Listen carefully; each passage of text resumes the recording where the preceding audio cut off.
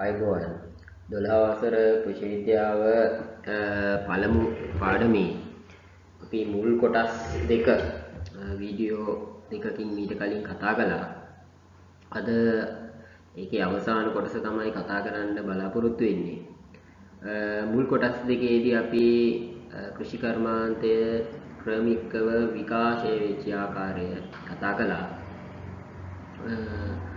ඓතිහාසික යුගයේදී විශේෂයෙන්ම රජවරු පාලනය කරපු කාලේ ලංකාවේ කෘෂි කර්මාන්තය කොයි විදිහටද පැවතුනේ, එතකොට ඒක ක්‍රමිකව යටත් විජිත යුගයේදී වෙනස් වුණේ කොහොමද කියන කාරණා අපි කතා කළා. ඊට අමතරව කෘෂි කර්මාන්තයේ වර්තමානයේදී පවතින තත්ත්වයන් මොනවද, මොන වගේ අභියෝග වලටද මුහුණ දෙන්නේ, ඒවායින් මිදෙන්නේ කොහොමද වගේ තත්ත්වයන් අපි කතා කළා. එතකොට මේ පාඩමේදී අපි කතා කරන්නේ මූලික වශයෙන් කෘෂි කාර්මික ක්‍රියාවලිය ප්‍රතිව්‍යුහගත කිරීමේදී ප්‍රතිපත්තිවල කාර්යභාරය මොකක්ද කියන එක අපි බලමු. කොහොමද කෘෂිකාර්මික සංවර්ධන ක්‍රියාවලිය ප්‍රතිව්‍යුහගත කිරීමේදී කෘෂිකාර්මික ප්‍රතිපත්ති මොන වගේ කාර්යභාරයක්ද ඉටු කරන්නේ කියලා. ඊට කලින් මම කැමතියි මේ දක්වා අපි කොහොමද අපේ පාඩම ගලාගෙන ආවේ කියන එක ගැන පොඩි සාරාංශයක් ඉදිරිපත් කරන්න. ඉතින්ලාම අපි කතා කළා අතීත කෘෂිකාර්මික ශාස්ත්‍රීයත්වය ගැන. ඊළඟට යුරෝපීය වාණිජ්‍ය අවශ්‍යතා සඳහා ඒක යටුම් කෘෂි කර්මාන්තයක් විදියට තිබුණේ. එහෙම නැත්නම් ස්වයංපෝෂිත තත්ත්වයක තිබිච්ච කෘෂි ආර්ථිකයේ ක්‍රමයෙන් වැවිලි ආර්ථිකයක් බවට පත් වෙච්ච ආකාරය අපි කතා කළා. ඊළඟට අපි බහුකාර්ය සංවර්ධන ව්‍යාපාර ගැන ලොකුවට කතා කරේ නෑ. නමුත් මම පුංචි සඳහනක් කළා. මොකද පාඩම විෂය නිර්දේශයේ තියෙන ආකාරයටම තමයි මම මේකේ ගලා යාම වෙනස් කරන්නේ නැතුවයි මේ වීඩියෝ සකස් කරන්නේ. ඉතින් ඒක හන්දා එතනදී ලොකුවට කතා කරේ නැහැ. මොකද පස්සේ ඒක දීර්ඝව කතා කරන්න අවතින හන්දා. ඒක හන්දා අපි මේ කොටසේදී බහුකාර්ය සංවර්ධන යෝජනා ව්‍යාපාරවල කාර්යභාරය ගැනත් අපි මෙතනදී කතා කරනවා. ඊළඟට හරිත විප්ලවයේ කෘෂික සංවර්ධනයට දායක වුණේ කොහොමද කියන එක අපි කලින් පාඩමේදී කතා කළා. ඇත්තටම සිද්ධ වෙච්ච විදිය කෘෂි කර්මාන්තයේ ගලාගෙන ආපු විදිය කතා කළොත් එහෙම අතීතයේ යකුන් කෘෂි කර්මාන්තයක් එහෙම නැත්නම් ස්වයංපෝෂිත මට්ටම කෘෂි ආර්ථිකයේ තිබ්බා. ඊට පස්සේ යුරෝපීයන් ආපුහම මේක ක්‍රමක්‍රමයෙන් වැවිලි කෘෂි කර්මාන්තයක් බවට නැත්නම් වැවිලි ආර්ථිකයක් බවට පත් වුණා. පස්සේ කාලයක ආහාර සුරක්ෂිතතාවයේ බිඳ වැටිච්ච හන්දා බහුකාර්ය සංවර්ධන ව්‍යාපාර හරහා නැවත නිදහස ලැබුණාට පස්සේ සහ නිදහස ලැබෙන්න ආරම්භක යුගවලදී බහුකාර්ය සංවර්ධන ව්‍යාපාර හරහා ලංකාවේ කෘෂි කර්මාන්තේ නැවත නගා සිටුවීම උත්සාහයක් ගත්තා. ඔය අතරේදී තමයි හරිත විප්ලවය කියන එක 1960 දශකයේදී ආරම්භ වුණේ. එතකොට අපි ඒක ගැන කලින් කතා කරපු නිසා නැවත ඒක ගැන කතා කරන්නේ. ඊට පස්සේ ඒ ක්‍රමිකව බලාගෙන ආපු කෘෂි කර්මාන්තේ රටේ ප්‍රතිපත්ති මේ වෙනස් වීමක් නිසා විශේෂයෙන්ම විවෘත ආර්ථිකය හඳුන්වා දීම නිසා ඒ දක්වා සංවෘත ආර්ථික තත්ත්වයක් පැවතුනේ. විවෘත ආර්ථිකය හඳුන්වා දීම නිසා රටේ බොහෝ අංශ වෙනස් වුණා. ඒක කෘෂි කර්මයටත් සාධාරණයි. කෘෂි කර්මාන්තයත් බොහෝ වෙනස්කම් වලට මුහුණ දුන්නා. විවෘත ආර්ථික ප්‍රතිපත්තිය හන්ද සිද්ධ වෙච්ච වෙනස්කම් වලට. ඒතකොට ඒක ගැනත් අපි මෙතනදී පොඩ්ඩක් කතා කරනවා. ඊළඟට වර්තමානයේ ලෝක වෙළඳපොලේ අවශ්‍යතාව මත පදනම් වූ වාණිජ කෘෂි කර්මාන්තයක අවශ්‍යතාව කියන කොටස අපි මීට කලින් කතා කළා. මම හිතන්නේ දෙවෙනි වීඩියෝවේදී අපි ඒක ගැන කතා කළා. ඒක හන්ද නැවත මෙතනදී ඒක ගැන කතා කරන්නේ නැහැ. කොහොම නමුත් අපි මේ දක්වා කතා කරපු සියලු දේවල් වල සාරාංශය ගත්තොත්, ඒ කියන්නේ කෘෂි කර්මාන්තයේ ලංකාවේ ගලාගෙන ආපු විදිහ ගත්තොත් මෙන්න මේ පිළිවෙලට තමයි පැවතිය යුත්තේ.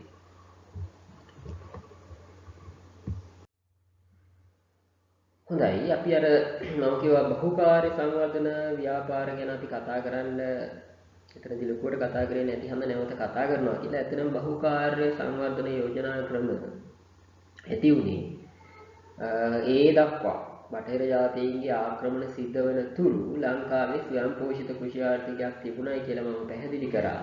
ඒකට හේතු කාරණා කිහිපයක්ම බලපෑවයි කියලා සඳහන් කරා. රාජ්‍ය අනුග්‍රහය, ඒ වෙනකොට තිබිච්ච සංස්කෘතිය, දේශීය තාක්ෂණය, ඊළඟට දියුණු ජල කළමනාකරණ හැකියාව, මේ සියලු තත්ත්වයන් විදේශීය ආක්‍රමණ හන්ද බිඳ වැටිලා තිබේ. ඒක හන්දා දේශීය ආහාර සුරක්ෂිතතාවය, එහෙම නැත්නම් අර යකුරු කෘෂි කර්මාන්තය කියන එකත් බිඳ වැටිලා තිබුණේ. වැවිලි ආර්ථිකයකට ලංකාව හුරු වෙලා තිබුණේ. එතකොට ලංකාවට නිදහස ලැබෙන්න කිට්ටු කාලය වෙනකොට ඔටොනොමෝ ප්‍රතිසංස්කරණ වගේ ආණ්ඩුක්‍රම ව්‍යවස්ථා ප්‍රතිසංස්කරණ හරහා ස්වදේශිකයින්ටත් පාලනයට සම්බන්ධ වෙන්න අවස්ථාවක් ලැබුණා. එතකොට ඒ අයට වැටහිලා තිබුණා ඒ වෙනකොට ලංකාවට නිදහස ලැබුණාට පස්සේ කෘෂිකාර්මික වශයෙන් ආහාර නිෂ්පාදනය ඉහළ දැමීමේ වැදගත්කම. මෙන්න මේ හන්දා තමයි හුඟක් වෙලාවට බහුකාර්ය සංවර්ධන ව්‍යාපාර ආරම්භ කරන්න. විශේෂයෙන්ම බිඳ වැටිච්ච ජලාශ්‍රිත ශිෂ්ටාචාරයේ නැවත පුනරුදයක් ඇති කරන්න. ඒ වගේම ලංකාවේ ආහාර සුරක්ෂිතතාවය ඇති කරන්න. ඒ වෙනකොට වියලි කලාපයේ වගාබිම් විදිහට රජ කාලේ පැවතිච්ච ඉඩම් කැලෑ පැදිලා ජනගහනය අඩු වෙලා පැවතුනේ. තෙත් කලාපයේ තමයි ජනතාව සංකේන්ද්‍රණය වෙලා හිටියේ. විශාල වශයෙන් ඒකරාශී වෙලා හිටියේ. එතකොට මේ ජනගහනයටත් මොකද අර මුඩුබිම් පනත හරහා ඒගොල්ලන්ගේ තිබිච්ච පාරම්පරික ඉඩම් අහිමි වෙලා තිබ්බේ. එතකොට ලංකාවේ ලොකු ගැටලුවක් වෙලා තිබ්බා කෘෂිකාර්මික ඉඩම් වල අහිමි වීමක්. මොකද ඉඩම් තිබිච්ච පුද්ගලයන්ට විශේෂයෙන්ම විදේශීක අයිතිකරුවන්ට සහ වැවිලි සමාගම් වලට දේශික වැවිලි සමාගම් වලට හෝ පෞද්ගලික අයිතිකරුවන්ට අක්කර දහස් ගණන් අයිතිලා තිබ්බා. ස්වදේශිකයෝ වෙන්නත් පුළුවන් අක්කර දහස් ගණන් තිබිච්ච අය හිටියා. නමුත් ඉඩම් නැති විශාල පිරිසක්ුත් හිටියා. ඉතින් මේක හන්ද මේ ඉඩම් අහිමි වීම ඊළඟට ඒක හන්දම මතුවෙච්ච ගැටලුවක් තමයි දරිද්‍රතාව. ඒකට ඉඩම් නැති වුනහම රැකී ආරක්ෂා ගොවිතැන් කටයුතුත් නැහැ, රැකී ආරක්ෂාත් නැහැ. ඉතින් මෙහෙම ගැටලු සමූහයක් ඇතිලා තිබ්බා මේ වෙනකොට. ඔන්න ඔය කියපු ගැටලු වලට පිළියම් හොයන්න තමයි බහුකාර්ය සංවර්ධන යෝජනා ක්‍රම මුලින්ම ආරම්භ වුණේ. හැබැයි බහුකාර්ය සංවර්ධන යෝජනා ක්‍රම ආරම්භ කරන්නත් ගැටලු තිබුණා. මොකද ඒ සඳහා කිසියම් නෛතික පසුබිමක් හදාගත යුතුයි. ඒ හන්දා මුලින්ම අර මුඩුබිම් පනත හරහා අහිමි වී ගිය ඉඩම් නැවත ස්වදේශික අයිතියට ලබා ගන්න 1935 දී ඉඩම් සංවර්ධන ආඥා පනත සම්මත කරගත්තා. මෙන්න මේක තමයි බහුකාර්ය සංවර්ධන ව්‍යාපාර ඇතිකරන්න තබපු පළවෙනි පියවර. එහෙම නැත්නම් ඒ ව්‍යාපාර වලට කිසියම් නීතිමය පදනමක් හදාගන්න ඇති සම්මත කරගත්තු පනතක් තමයි ඉඩම් සංවර්ධන ආඥා පනත. එතකොට ඉඩම් සංවර්ධන ආඥා පනත සම්මත කර ගැනීමේ අරමුණු තමයි දේශීය කෘෂි ආර්ථිකයේ ඉහළ නංවල රටට අවශ්‍ය තරම් ආහාර නිපදවා ගැනීම. ඊළඟට ඊළඟ කාරණේ තමයි මුඩුබිම් පනත නිසා අහිමි වී ගිය ඉඩම් නැවත ලබා ගැනීම. ඊළඟ කාරණේ තමයි බහුකාර්ය සංවර්ධන යෝජනා ක්‍රම හරහා තෙත් කලාපයේ වැඩිවන ජනගහනය ක්‍රමවත්ව සංක්‍රමණය කළ හැකි ප්‍රදේශවලට, ඒ කියන්නේ වියලි කලාපයේ අලුතින් සංවර්ධනය කරන ඉඩම් වලට සංක්‍රමණය කරවීම වාගේ අරමුණු තමයි මේ ඉඩම් සංවර්ධන ආඥා පනත සම්මත කර ගැනීම බලාපොරොත්තු වුණේ. ඉඩම් සංවර්ධන ආඥා පනත සම්මත කරගත්තට පස්සේ වාරි මාර්ග පුනරුත්ථාපනය කරලා වියලි කලාපයේ අත්හැරිලා විනාශ වෙලා ගිය වාරි මාර්ග පුනරුත්ථාපනය කරලා නව ගොවි ජනපද පිහිටවීම ආරම්භ කළා. මෙන්න මේක තමයි බහුකාර්ය සංවර්ධන යෝජනා ක්‍රමවල ආරම්භක අවස්ථාව. එතකොට මේ හරහා අපි බහුකාර්ය සංවර්ධන යෝජනා ක්‍රම මොනවද කියන එක ගැන කතා කරන්න කලින් මේ බහුකාර්ය සංවර්ධන යෝජනා ක්‍රම වලින් මොකක්ද ලංකාවට බලාපොරොත්තු වෙච්ච අරමුණු සහ මොන වගේ ප්‍රතිඵලද අත්කරගත්තේ කියන එක ගැන කතා කළොත් පළවෙනි කාරණේ තමයි මම ඉස්සෙල්ලා කිව්වා වගේ ඒ වෙනකොට වියලි කලාපයේ ජන ශූන්‍ය තත්වයට ආසන්න තත්වයක තිබුණේ. මොකද සියලුම ඉඩම් කැලෑ වෙලා වල් බිහි වෙලා වාරි මාර්ග නඩත්තු නොකර ඒවා භාවිතයට ගත නොහැකි තත්වයකටපත් වෙලා විශේෂයෙන්ම ওই රුවන්වැලිසෑයේ 1900 දශකයේ මුල් භාගයේ සියවසේ 1910 වගේ කාලේ ඡායාරූප හොයාගන්න පුළුවන් නම් අපිට දකින්න පුළුවන් රුවන්වැලිසෑයේ පවා. කියන්නේ ලංකාවේ ප්‍රධාන සීසල ස්ථානයක්. විශාල වශයෙන් වල් බිහි වෙලා අත්හැරලා දාපු තත්වයක තියෙනවා. එතකොට ඒ මට්ටමට රජරට ශිෂ්ටාචාරය විනාශ වෙලා තිබුණේ වෙනකොටත්. එතකොට සියලුම ජනතාව ඒක රාශී වෙලා වැඩි ජනගහනයක් හිටියේ තෙත් කලාපේ. හැබැයි මේ තෙත් කලාපේ ජනතාව සංකේන්ද්‍රණය වෙලා හිටියට මේගොල්ලන්ට වගා කරන්න තරම් ප්‍රමාණවත් ඉඩම් තිබුණේ නැහැ. ඒකද විශාල ජනතාවක් එක ප්‍රදේශයක ඒක රාශී වෙලා ඉන්නකොට ඉඩම් කැබලි වීම, ඉඩම් අහිමි වීම වගේ ගැටලු වෙනවා. ඒකට මේ ජනගහනයේ නැවත වියලි කලාපයට ගෙනහිල්ලා ඔවුන්ට වගා කරන්න ඉඩම් ලබා දීලා එක පැත්තකින් එතකොට වාරි මාර්ග පුනරුත්ථාපනය වෙලා වියලි කලාපය නැවත නගා සිටීමක් වෙනවා. අනිත් පැත්තෙන් ඉඩම් අහිමි ජනතාවට ඉඩම් ලබා දීමකුත් වෙනවා. අනිත් කාරණේ එක රටේ එක ප්‍රදේශයක සංකේන්ද්‍රණය වෙලා හිටපු ජනතාව රට පුරා ව්‍යාප්ත කිරීමකුත් සිද්ධ වෙනවා. එතකොට පළවෙනි කාරණේ තමයි ජනගහන ප්‍රතිව්‍යාප්තිය. එහෙම නැත්නම් වියලි කලාපයේ ඒත් කලාපයේ සංකේන්ද්‍රණය වෙලා හිටපු ජනතාව රැගෙන යාම තමයි පළවෙනි කාරණේ උනේ. ඊළඟට නව රැකියා ජනනය වීම නිසා රැකියා නියුක්තිය ඉහළයම. එතකොට මේ වෙනකොට රැකියා විරහිත බොහෝම පිරිසක් රටේ හිටියා. එතකොට මේ සංවර්ධන ව්‍යාපාර හරහා නව රැකියා විශේෂයෙන්ම කෘෂිකර්මය ආශ්‍රිත රැකියා විශාල ප්‍රමාණයක් බිහි වුණා. එතකොට මේ හරහා ලංකාවේ රැකියා නියුක්තිය ඉහළ නැත්නම් ඒක ආරම්භයක් වුණා. ඊළඟට වගා කරන බිම් වලට දැන් මේ බහුකාර්ය සංවර්ධන යෝජනා ක්‍රම හරහා මම කිව්වා නැවත වාරි මාර්ග පුනරුත්ථාපනය කළා. නැවත එහෙම නැත්නම් අලුතෙන් ඉදි කරලා දියුණු වාරි මාර්ග පද්ධතියක් ස්ථාපිත කරන්න උත්සාහ කළා. එතකොට මේ හරහා වගා බිම් වලට ජලය සපයනවා, වාරි ජලය සපයනවා. එතකොට වියලි කලාපයේ ප්‍රධාන ගැටලුවක් තමයි ජල හිගය. එතකොට වාරි ජලය සපයනවා නම් වියලි කලාපයේ කන්න දෙකම වගා කරන්න පුළුවන්. ඒ හරහා රටේ ආහාර නිෂ්පාදනයත් ඉහළ යනවා. ඊට අමතරව ජනතාවගේ ආදායමත් ඉහළ යනවා. ඒකට ඒකෙම අනිත් ප්‍රතිඵලය තමයි ආහාර අතින් ස්වයං පෝෂිත වෙනවා රට. ඒ වගේම රටේ ආහාර සුරක්ෂිතතාවය ඇති වෙනවා. ඊළඟ තව කාරණයක් තමයි ඒ හරහා සිද්ධ වෙන ජනතාවගේ පෝෂණ තත්ත්වය ඉහළ යනවා. අවශ්‍ය තරම් ආහාර තියෙනවා නම් එතකොට නිරෝගී ජනතාවක් ඇති වෙනවා. නිරෝගී ශ්‍රම බලකායක් ඇති වුණොත් තමයි රටේ නිෂ්පාදනය ඉහළ දාලා වැඩි ආර්ථික දියුණුවක් ළඟා කරගන්න පුළුවන් වෙන්නේ. ඒ වගේම මේගොල්ලන්ගේ කෘෂි නිෂ්පාදන අලෙවි කරන්න වෙළඳපොළක් සැකසිය යුතුයි. ඒ සඳහා ආර්ථික මධ්‍යස්ථාන ඇතිවීමත් මේ බහුකාර්ය සංවර්ධන යෝජනා ක්‍රම හරහා සිද්ධ වුණා. විශේෂයෙන්ම දඹුල්ල ආර්ථික මධ්‍යස්ථානයේ රජරට ප්‍රදේශය ආශ්‍රිතව තියෙනවා. ඒ වගේ ආර්ථික මධ්‍යස්ථානයේ තිබුණා හොඳ වෙළඳපොළක් හදලා දෙන්න. ඊළඟ වැදගත්ම කාරණේ තමයි ඉඩම් නොමැති අයට ඉඩම් ලැබීම.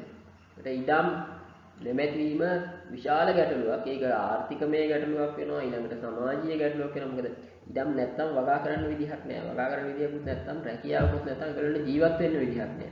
ජීවත් වෙන්න විදිහක් නැත්තම් තරුණයෙකුට, තරුණ පුද්ගලයෙකුට හිතන්න පවුලක ජීවත් වෙන්න විදිහක් නැත්තම් ඊළඟට උට විවාහයක් කරගන්න විදිහක් නැහැ. මේ විදිහට ආර්ථික සමාජීය ගැටලු විශාල ප්‍රමාණයක් ඇති වෙන්න හේතුවක් වෙනවා මේ ඉඩම් නොමැතිකම. එතකොට ඉඩම් නොමැති අයට ඉඩම් ලබා දීම හරහා රටේ විශාල කැළඹීම් ඇති වළක්වා ගන්න. ඒ වගේම රටේ ජනතාවට ආර්ථිකමය හා සමාජීය වශයෙන් සහනයක් ලබා දෙන්න හේතුවක් වුණා. ඊළඟට කෘෂිකාර්මික යෙදවුම් සඳහා ඉහළ ඉල්ලුමක් ඇති වෙනවා. මොකද කෘෂිකර්මාන්තය නැවත පුනර්ජීවනයක් ඇති වෙනවා. එතකොට කෘෂිකාර්මික උපකරණ, බීජ, පොහොර, යන්ත්‍රෝපකරණ වගේ දේවල් වලට විශාල ඉල්ලුමක් ඇති වෙනවා. ඒකට ඒ හරහා කෘෂිකාර්මික යෙදවුම් නිෂ්පාදනය කරන පුද්ගලයින්ට විශාල ඉල්ලුමක්, ආදායමක් සහ නව රැකියා බිහිවීමක් සිදු වෙනවා. ඒ දේවලුත් බහුකාර්ය සංවර්ධන යෝජනා ක්‍රම හරහා සිදු වුණා.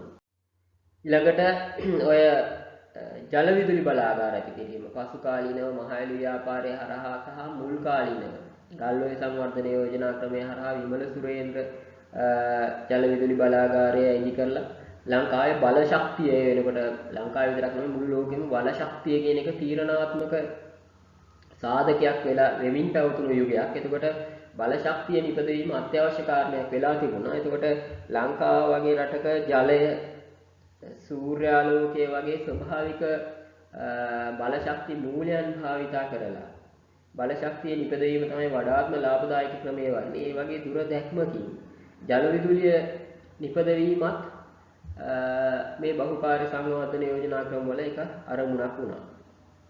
ඊළඟට මේ තෙත් කලාපයේ ජීවත් වෙච්ච ජනතාව වියලි කලාපයට සංක්‍රමණය කරනකොට ඒගොල්ලන්ට අවශ්‍ය යටිතල පහසුකම් නිර්මාණය කළ යුතුයි. නගර නිර්මාණය කරන්න ඕන. ඊළඟට මේ ජනතාවට මහා මාර්ග, පාසල්, රෝහල්, ආගමික සිද්ධාස්ථාන සියල්ල අලුතෙන් නිර්මාණය කරන්න ඕන. ඒ කියන්නේ සම්පූර්ණ යටිතල පහසුකම් පද්ධතියම නැවත ප්‍රතිනිර්මාණය කරන්න සිද්ධ වෙනවා. එතකොට ඒ හරහා නව නගර නිර්මාණය වුණා. විශේෂයෙන්ම ඔය අම්පාර නගරය.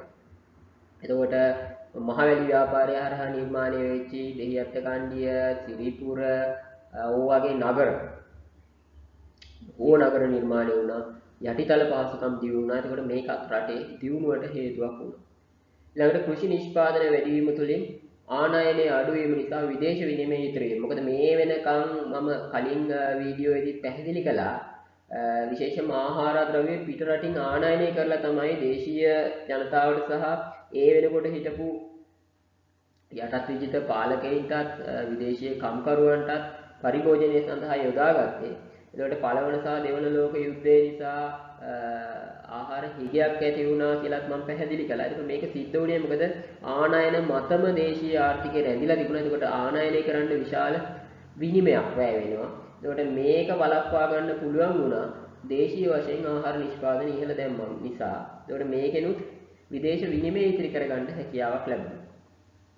එතකොට ඒ වගේම කෘෂි කාර්මික යෝජනා ක්‍රම වලින් ලැබෙන ආදායම මේ නිෂ්පාදන අලෙවි කරලා ලැබෙන ආදායම සහ ආනයනය කරන්න යන වියදම ඉතිරි කර ගැනීමෙන් ලැබෙන ආදායම වෙනත් ආයෝජන සඳහා ප්‍රාග්ධනයක් විදිහට යොදා ගන්නත් හැකියාව ලැබුණා මේ කෘෂි කාර්මික සංවර්ධන යෝජනා ක්‍රම හරහා. ඒකට බහුකාර්ය සංවර්ධන යෝජනා ක්‍රම හරහා එක අරමුණක් නෙමෙයි අරමුණු විශාල සංඛ්‍යාවක් ළඟා කරගන්න හැකියාවක් ලැබුණා. ලංකාවේ ආර්ථික දියුණුවක් ඇති වෙන්න ප්‍රධාන පියවරක් ප්‍රධාන පිම්මක් විදිහට මේ බහුකාර්ය සංවර්ධන යෝජනා ක්‍රම මේ හරහා හඳුන්වන්න පුළුවන් වෙනවා. ඊළඟට මොනවද මේ බහුකාර්ය සංවර්ධන යෝජනා ක්‍රම කියලා කතා කළොත් එහෙම මූලිකම බහුකාර්ය සංවර්ධන යෝජනා ක්‍රම වලට මූලික පදනම වැටුනේ 1939 දී කලා වැව ප්‍රතිසංස්කරණ කටයුතු සහ 1949 දී හුරුළු වැව ප්‍රතිසංස්කරණ කටයුතු වලින් ආරම්භ කරපු අවස්ථාව තමයි. නමුත් බහුකාර්ය සංවර්ධන යෝජනා ක්‍රමයක් විදිහට මුලින්ම ආරම්භ කරපු ලංකාවේ පළවෙනි බහුකාර්ය සංවර්ධන යෝජනා ක්‍රමය තමයි ගල්ඔය සංවර්ධන යෝජනා ක්‍රමය. ඇත්තටම ගල්ඔය සංවර්ධන යෝජනා ක්‍රමය 1949 දී ඒ වෙනකොට ලංකාවේ අග්‍රාමාත්‍යවරයා විදිහට හිටපු ඩී.එස්. සේනානායක මහත්මයා තමයි ආරම්භ කළේ.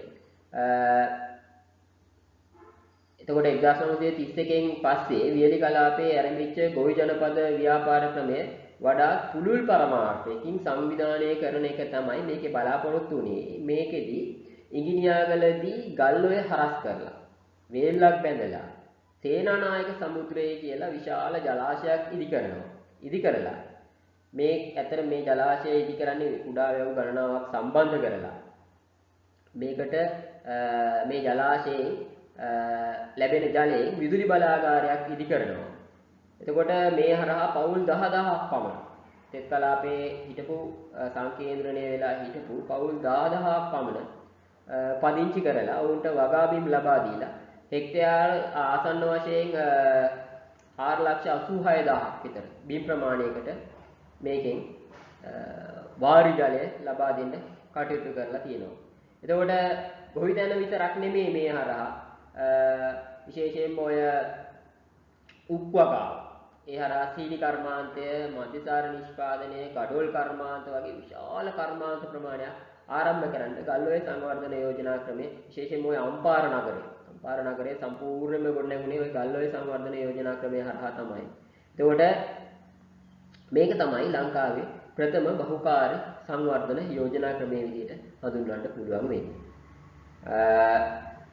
ඊළඟට උඩවලව යෝජනා ක්‍රමයේ, ඉගිනිමිටිය යෝජනා ක්‍රමයේ, නිල්වලා යෝජනා ක්‍රමයේ වගේ බහුකාර්ය සංවර්ධන යෝජනා ක්‍රම ගණනාවක් ඇති වුණා.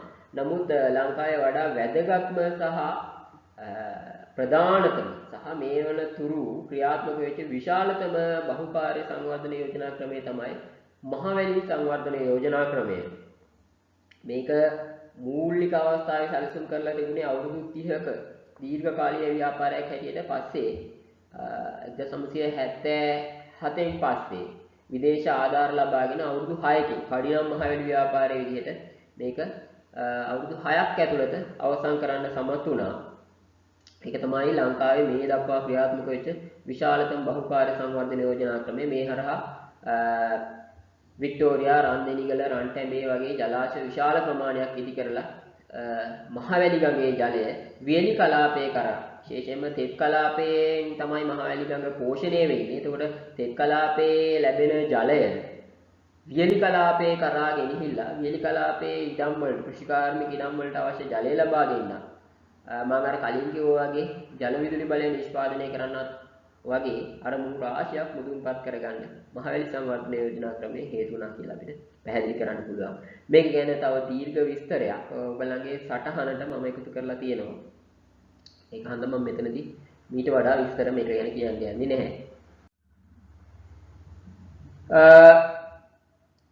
ඊළඟට බහුකාර්ය සංවර්ධන යෝජනා ක්‍රම හරහා ලංකාවේ කෘෂි කර්මාන්තය යම් මට්ටමකට නගා සිටවන්න ඒ වෙනකොට හිටපු ස්වදේශික පාලකයන්ට හැකියාව ලැබුණා. එතකොට මේ දක්වා ලංකාවේ ක්‍රියාත්මක වුණ ආර්ථික ක්‍රමය ගත්තොත් ඒක සංවෘත ආර්ථික ක්‍රමයක්. සංවෘත ආර්ථික ක්‍රමයක් කියන්නේ මොකක්ද කියලා සරලව කිව්වොත් එහෙම බොහෝ දුරට සංවෘත ආර්ථික ක්‍රමයකදී උත්සාහ කරන්නේ දේශීයව බොහෝ දේවල් නිෂ්පාදනය කරගන්න සහ හැකිතරම් විදේශ වලින් ආනයනය කරන දේවල් පාලනය කරන්න. හැබැයි 1977 පැවැත්වෙන මහමැතිවරණයෙන් බලයට පත්වෙන නව රජය ජේ.ආර්. ජයවර්ධන මහත්මයාගේ ප්‍රධානත්වයෙන් බලයට පත්වෙන නව රජය 1978 දී විවෘත ආර්ථික ක්‍රමය කියලා ඒ දක්වා පැවති ලංකාවේ ආර්ථික ප්‍රතිපත්තිය විප්ලවීය වෙනසකට භාජනය කරනවා. මේ හරහා ලංකාවේ වෙළඳපොළ විදේශ වෙළඳපොළට විවෘත කරනවා. ඒකට විවෘත ආර්ථික ක්‍රමයකදී තවදුරටත් දේශීය නිෂ්පාදකයා ආරක්ෂා කරන්න ලොකු උත්සාහයක් දරන්නේ නැහැ. මෙතනදී අපිට ආනයන කරන්න පුළුවන් නම් ආනයනයට පවතින සීමා ඉවත් කරනවා. එතකොට කිසියම් ආනයනකරුවෙකුට විදේශ රටවලින් Tamanට අවශ්‍ය නම් ආනයනය කරලා දේශීය වෙළඳපොළට ඒ ආනයන බාණ්ඩ නිදහස් කරන්න පුළුවන්. මම උදාහරණයක් කියන්නම්. දැන් සංවෘත ආර්ථික ක්‍රමයකදී ශ්‍රී ලංකාවේ අල නිෂ්පාදනය කරනවා නම් අල කිලෝ එකක් නිපදවන්න අපි හිතමු රුපියල් 64ක පිරිවැයක් වැය වෙනවා. වියදමක් වැය වෙනවා.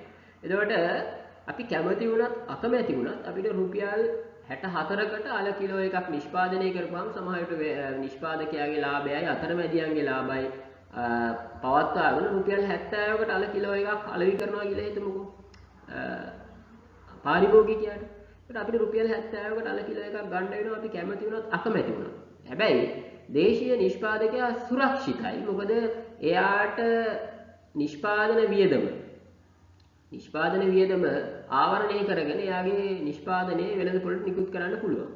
හැබැයි විවෘත ආර්ථික ක්‍රමයකදී දේශීය නිෂ්පාදකයා නිපදවන මිල තීරණය කරන්න උත්සාහ කරන්නේ නැහැ. විදේශයක නිපදවන රුපියල් 60ට ආල. විදේශයකින් ආනයනය කරලා දේශීය වෙළඳපොළට රුපියල් 60ට ආල නිකුත් කරන්න පුළුවන් දෙයක්. අපි තුමු ඉන්දියාවේ අල කිලෝ එකක් නිපදවන්න යන නිෂ්පාදන වියදම රුපියල් 50යි. එතකොට ඒ නැව් ගාස්තු ගෙවලා තීරු බදු ගෙවලා ඒ සියල්ල අවසන් වුණාට පස්සේ ලංකාවට ගෙනල්ලා අල කිලෝ එකක් විකුණන්න පුළුවන් නම් රුපියල් 60කට. එතකොට ආනයනකරුවෙක් රුපියල් 60කට අල කිලෝ එකක් ලංකාවේ වෙළඳපොළට නිදහස් කරනවා. එතකොට දේශීය නිෂ්පාදකයා රුපියල් 70කට අල කිලෝ එකක් වෙළඳපොළට විකුණන්න උත්සාහ කරනකොට රුපියල් 60ට අල තියෙනවා නම් පාරිභෝගිකව මිලදී ගන්නේ අර අඩු මිලට තියෙන අල. එතකොට දේශීය නිෂ්පාදකයාට සිද්ධ වෙනවා හැමතිස්සෙම විදේශ වෙළඳපොළත් එක්ක තරඟ කරන්න. ආනයන වෙන භාණ්ඩත් එක්ක තරඟ කරන්න. එතකොට එකෝ එයාගේ නිෂ්පාදන වියදම අවම කරගත යුතුයි. එහෙම නැත්නම් තරගයට ඔරොත්තු දෙන්න බැරි නම් එයා ඒ නිෂ්පාදනය ඉවත් වෙන්න සිද්ධ වෙනවා. එතකොට අන්න අර කිව්වා වගේ ආරක්ෂාවක් දේශීය නිෂ්පාදකයන්ට ලැබෙන්නේ නැහැ. හැබැයි අනිත් පැත්තෙන් පාරිභෝගිකයන්ට ඒකෙන් කිසියම් වාසියක් සැලසෙනවා. ඉතින් මේක හොඳ නරක දෙකම තියෙන ක්‍රමයක්. ඕනෑම ක්‍රමයක එහෙමනේ හොඳක් තියෙනවා නරකක් තියෙනවා. විවෘත ආර්ථිකයේ හොඳ ලක්ෂණක් තියෙනවා නරක ලක්ෂණක් තියෙනවා. සංවෘත ආර්ථිකයේ තමයි හොඳ ලක්ෂණක් තියෙනවා නරක ලක්ෂණක් තියෙනවා. මම මේ පැහැදිලි කරේ හොඳයිද නරකයිද කියන එක නෙමෙයි. විවෘත ආර්ථික ක්‍රමයකදී සහ සංවෘත ආර්ථික ක්‍රමයකදී වෙන්නේ මොකක්ද කියන එකයි මම මේ පැහැදිලි කළේ. හොඳයි.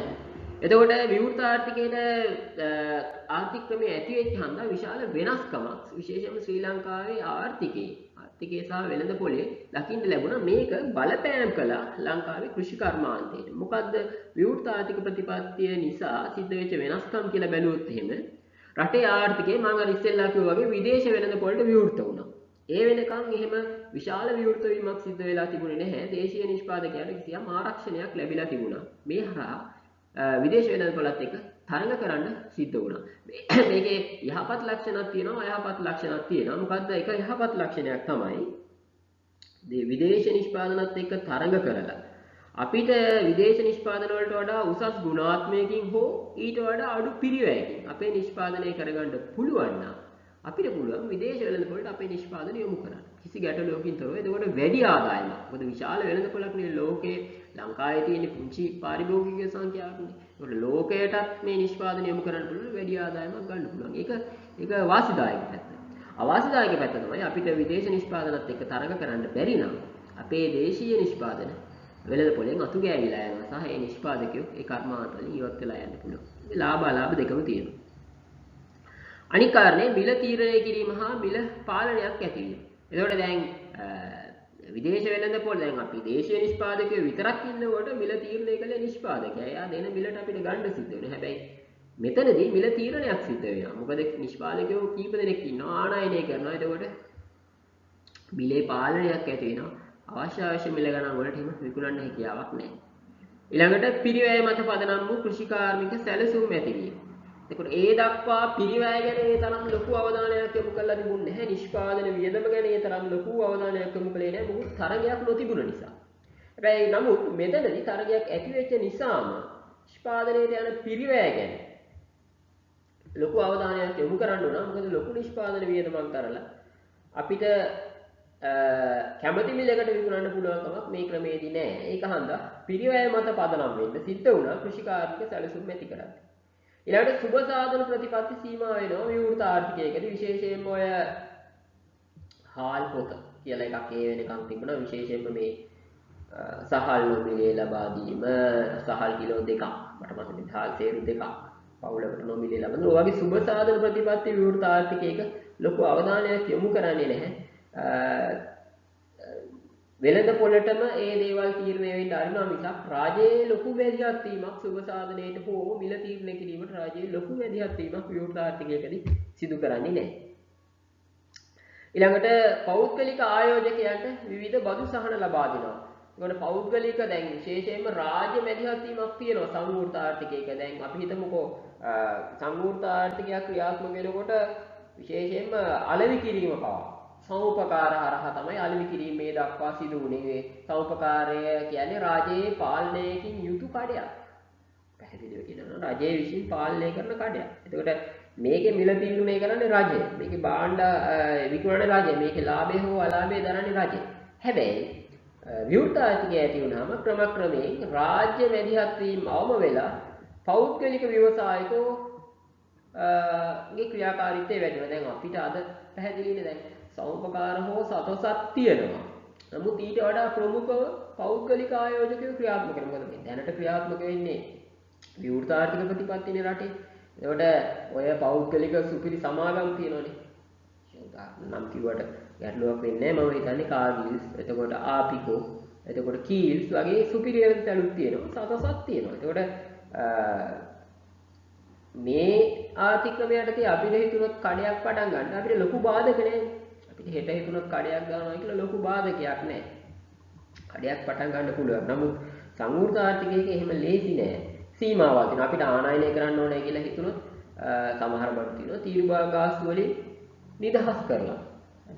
ආනයනය කරන්න පුළුවන් සාතිකයක් දෙන්නේ. නමුත් සංවෘත ආර්ථිකයක එහෙම ආනයනය කරන්න අවසර දෙන්නේ නැහැ. ලංකාවේ තියෙන සම්පූර්ණම විවෘත ආර්ථිකයක් නෙමෙයි මේ වෙනකොට. සමහර දේවල් ආනයනය දැන් සහල් වගේ දේවල් ආනයනය කරන්න අවසර දෙන්නේ නැහැ. නමුත් සම්පූර්ණ විවෘත ආර්ථිකයක අපිට හිතුනොත් ඒක සහල් ආනයනය කරන්න ඕනේ කියලා අපිට ආනයනය කරන්න පුළුවන්. එතකොට අන්න ඒ වගේ පෞද්ගලික ආයෝජකයන්ට බදු සහන ලබා දෙනවා. ආයෝජනයක් පටන් ගන්නවා නම් අඩු පොලියට ණය ලබා දෙනවා. ඊළඟට දැන් මොනවා හරි ආනයනය කරනවා නම් අපි හිතමු ලංකාවට සීනි ආනයනය කරනවා කියලා. එතකොට බදු සහනයක් ලබා දෙනවා. අන්න ඒ වගේ විවෘත ආර්ථිකයක පෞද්ගලික ව්‍යවසායයන්ට මැදිහත් වෙන්න වැඩි දිරිදීමක් කරනවා. රජයේ ව්‍යවසායයන් පුළුවන් තරම් අඩු කරනවා. ඊළඟට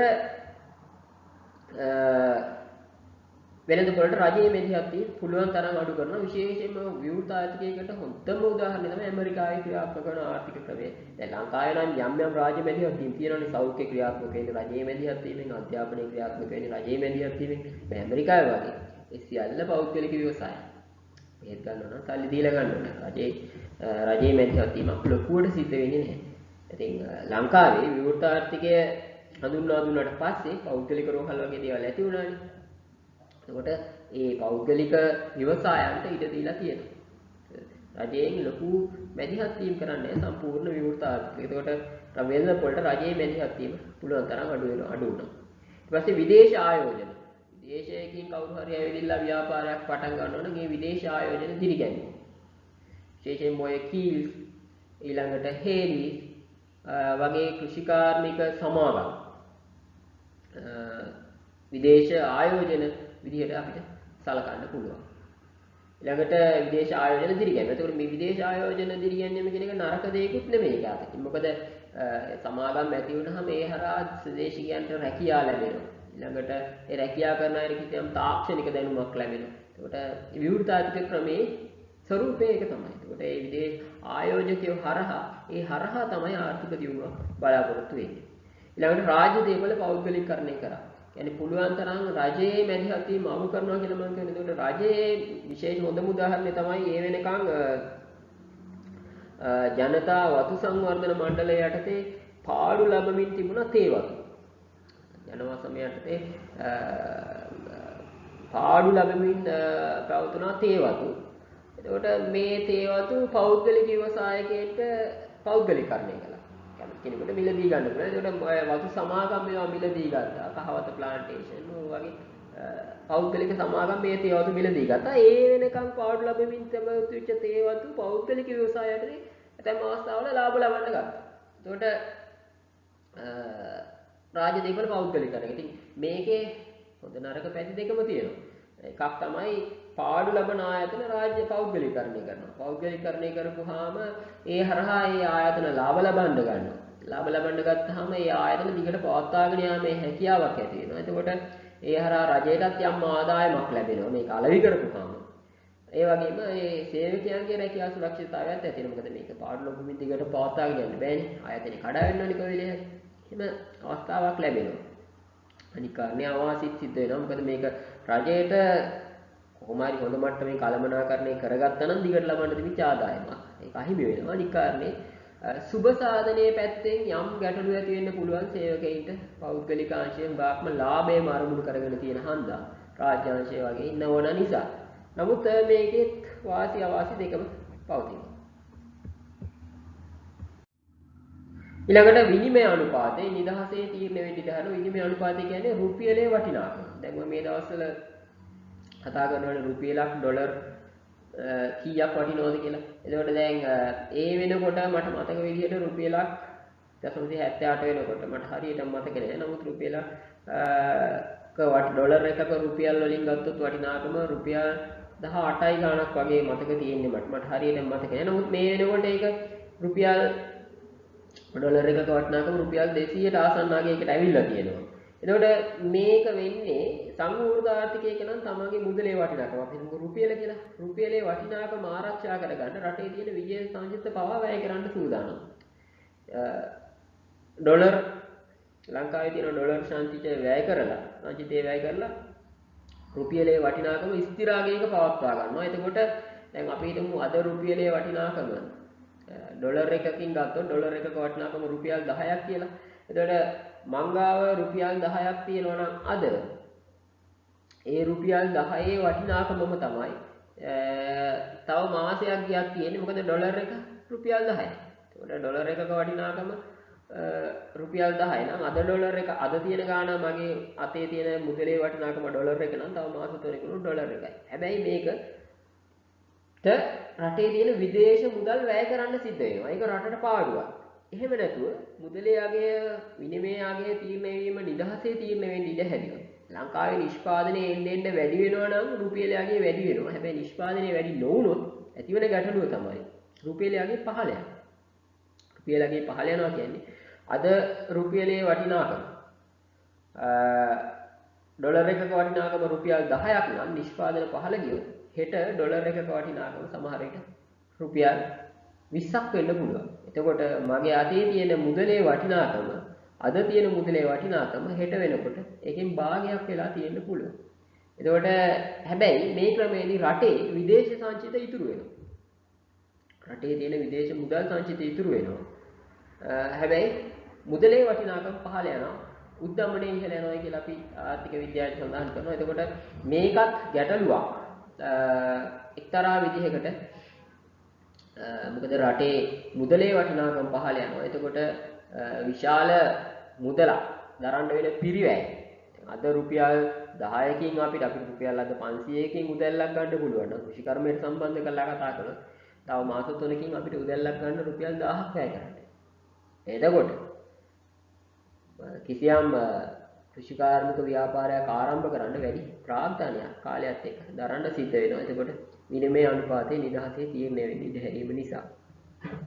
ඊළඟට ආනයන අපනයන ආර්ථිකයක් හඳුන්වලා දුන්නා. මම කිව්වා ඒ දක්වා තිබේ සංවෘත ආර්ථිකයක් කියලා. එතකොට දේවල් අපනයනය කරන්න සහ ආනයනය කරන්න රටින් අපනයනය කරන්නත් අවස්ථාව ලැබෙනවා විවෘත ආර්ථිකයක් කරා. ඒ හරහා ආර්ථික ලාභ ලබා ගන්න පුළුවන්. ආනයනය කරනකොට අපිට විදේශ භාණ්ඩත් එක්ක තරඟ කරන්න සිද්ධ වෙනවා. ඒකට රාජ්‍ය ආයතනත් මේ හරහා තරඟකාරී වෙළඳපොළට විවෘත වෙනවා. මම කිව්වේ ඉස්සර තිබ්බේ සතස සමෝපකාර වගේ ඒවට ලොකු තරගයක් තිබුණේ නැහැ. ගමක පොඩි කඩයක් ටිකක් තිබුණා. නමුත් මූලික වෙලා තිබුණේ හැම රාජ්‍ය ව්‍යවසායයක්ම ලැබුණේ. විශේෂයෙන්ම ඔය සහනාධාර ක්‍රියාත්මක වුණේ සතස සමෝපකාර වගේ ආයතන හරහා. එතකොට ඒ හරහා තමයි ඒ ආයතන වලට ප්‍රමුඛත්වයක් හිමි වෙලා තිබුණා. ඒ වෙනකොට. හැබැයි අද ඒ වගේ ආයතන වලට තරඟ කරන්න වෙලා සිද්ධ වෙලා තියෙනවා. පෞද්ගලික වෙළඳපොළත් එක්ක. විශේෂයෙන්ම කාගිල් කීල් ආපිකෝ වගේ ආයතනත් එක්ක ඒගොල්ලන්ට තරඟ කරන්න වෙලා සිද්ධ වෙලා තියෙනවා. ඒ විවෘත වෙළඳපොළේ ස්වභාවය. ඊළඟට විවෘත ආර්ථිකයේත් එක්ක ඇති වෙච්ච තව දෙයක් තමයි යටිතල පහසුකම් පුළුල් කළා මංමාවත් විදුලි බලය. ඒ වගේ යටිතල පහසුකම් පුළුල් කළා. මොකද ආයෝජකයෝ ආකර්ෂණය කරගන්න නම් හොඳ යටිතල පහසුකම් සැකස්මක් තියෙන්න ඕනේ. ඊළඟට නිදහස් වෙළඳ කලාප ඔය කටුනායක කොක්වල පියගම වගේ නිදහස් වෙළඳ කලාප විශේෂයෙන්ම කර්මාන්ත ඇති කරපු කර්මාන්ත ඒක රාශී කරපු ප්‍රදේශ තමයි නිදහස් වෙළඳ කලාප කියලා කියන්නේ. මේ හරහා විශාල ආදායම සහ රැකියා ජනනය වීම සිදු වුණා ශ්‍රී ලංකාව තුල. හොඳයි අපි මේ දක්වා කතා කළේ මූලිකවම ලංකාවේ කෘෂි කර්මාන්තය ගලාගෙන ආපු විදිහ. මම අර ඉස්සෙල්ලත් ස්ලයිඩ් එකෙන් පැහැදිලි කළා වගේ කොහොමද ලංකාවේ කෘෂි කර්මාන්තය එක එක යුගවල වෙනස් වුණේ. අපි අවසාන වශයෙන් කිව්වා හරිත විප්ලවය නිසා වෙනස් වුණා. ඊට පස්සේ බහුකාර්ය සංවර්ධන යෝජනා ක්‍රම හරහා වෙනස් වුණා. ඊට පස්සේ හරිත විප්ලවය නිසා ඒක ලොකු පිම්මක් පැන්න. ඊළඟට විවෘත ආර්ථිකය නිසා තරගයට මුහුණ දෙන්න සිද්ධ වුණා කෘෂිකාර්මික නිෂ්පාදන වලට. එහෙම නැත්නම් දේශීය නිෂ්පාදකයන්ට කියලා. එතකොට මේ කියපු කතන්දර ඔක්කොම පිටිපස්ස සැඟවිලා තිබිච්ච යම් කාරණයක් තියෙනවා. ඒක ගැන තමයි දැන් මේ කතා කරන්න යන්නේ. මේ කියපු වෙනස්කම් හැම එකකටම හේතු උනේ කිසියම් රටේ සිද්ධ වෙච්ච ව්‍යුහාත්මක වෙනස්කම. මොකක වෙනස්කමක්ද? ඒ දක්වා ක්‍රියාත්මක වෙච්ච කෘෂිකාර්මික ප්‍රතිපත්ති වල වෙනස්කම. ඒකට අපි මේ බලන්න යන්නේ ඔන්න ඔය කියපු ප්‍රතිපත්ති අනපන ආයතන වගේ දේවල් කොහොමද කෘෂිකාර්මික සංවර්ධනයට බලපාන්නේ කියන කතාවයි. මේක බොහෝම වැදගත් කතාවක්. එතකොට කොහොමද ප්‍රතිපත්ති සකස් වෙන්නේ? එතකොට අනපනත් කියන්නේ මොනවද? අනපනත් කොහොමද ආයතන වලට සම්බන්ධ වෙන්නේ කියන කතන්දරය තමයි මම මෙතනදී කියන්න යන්නේ. මේවා එකින් එකක සම්බන්ධය අපි බොහොම පැහැදිලිව දැනගන්න ඕනේ.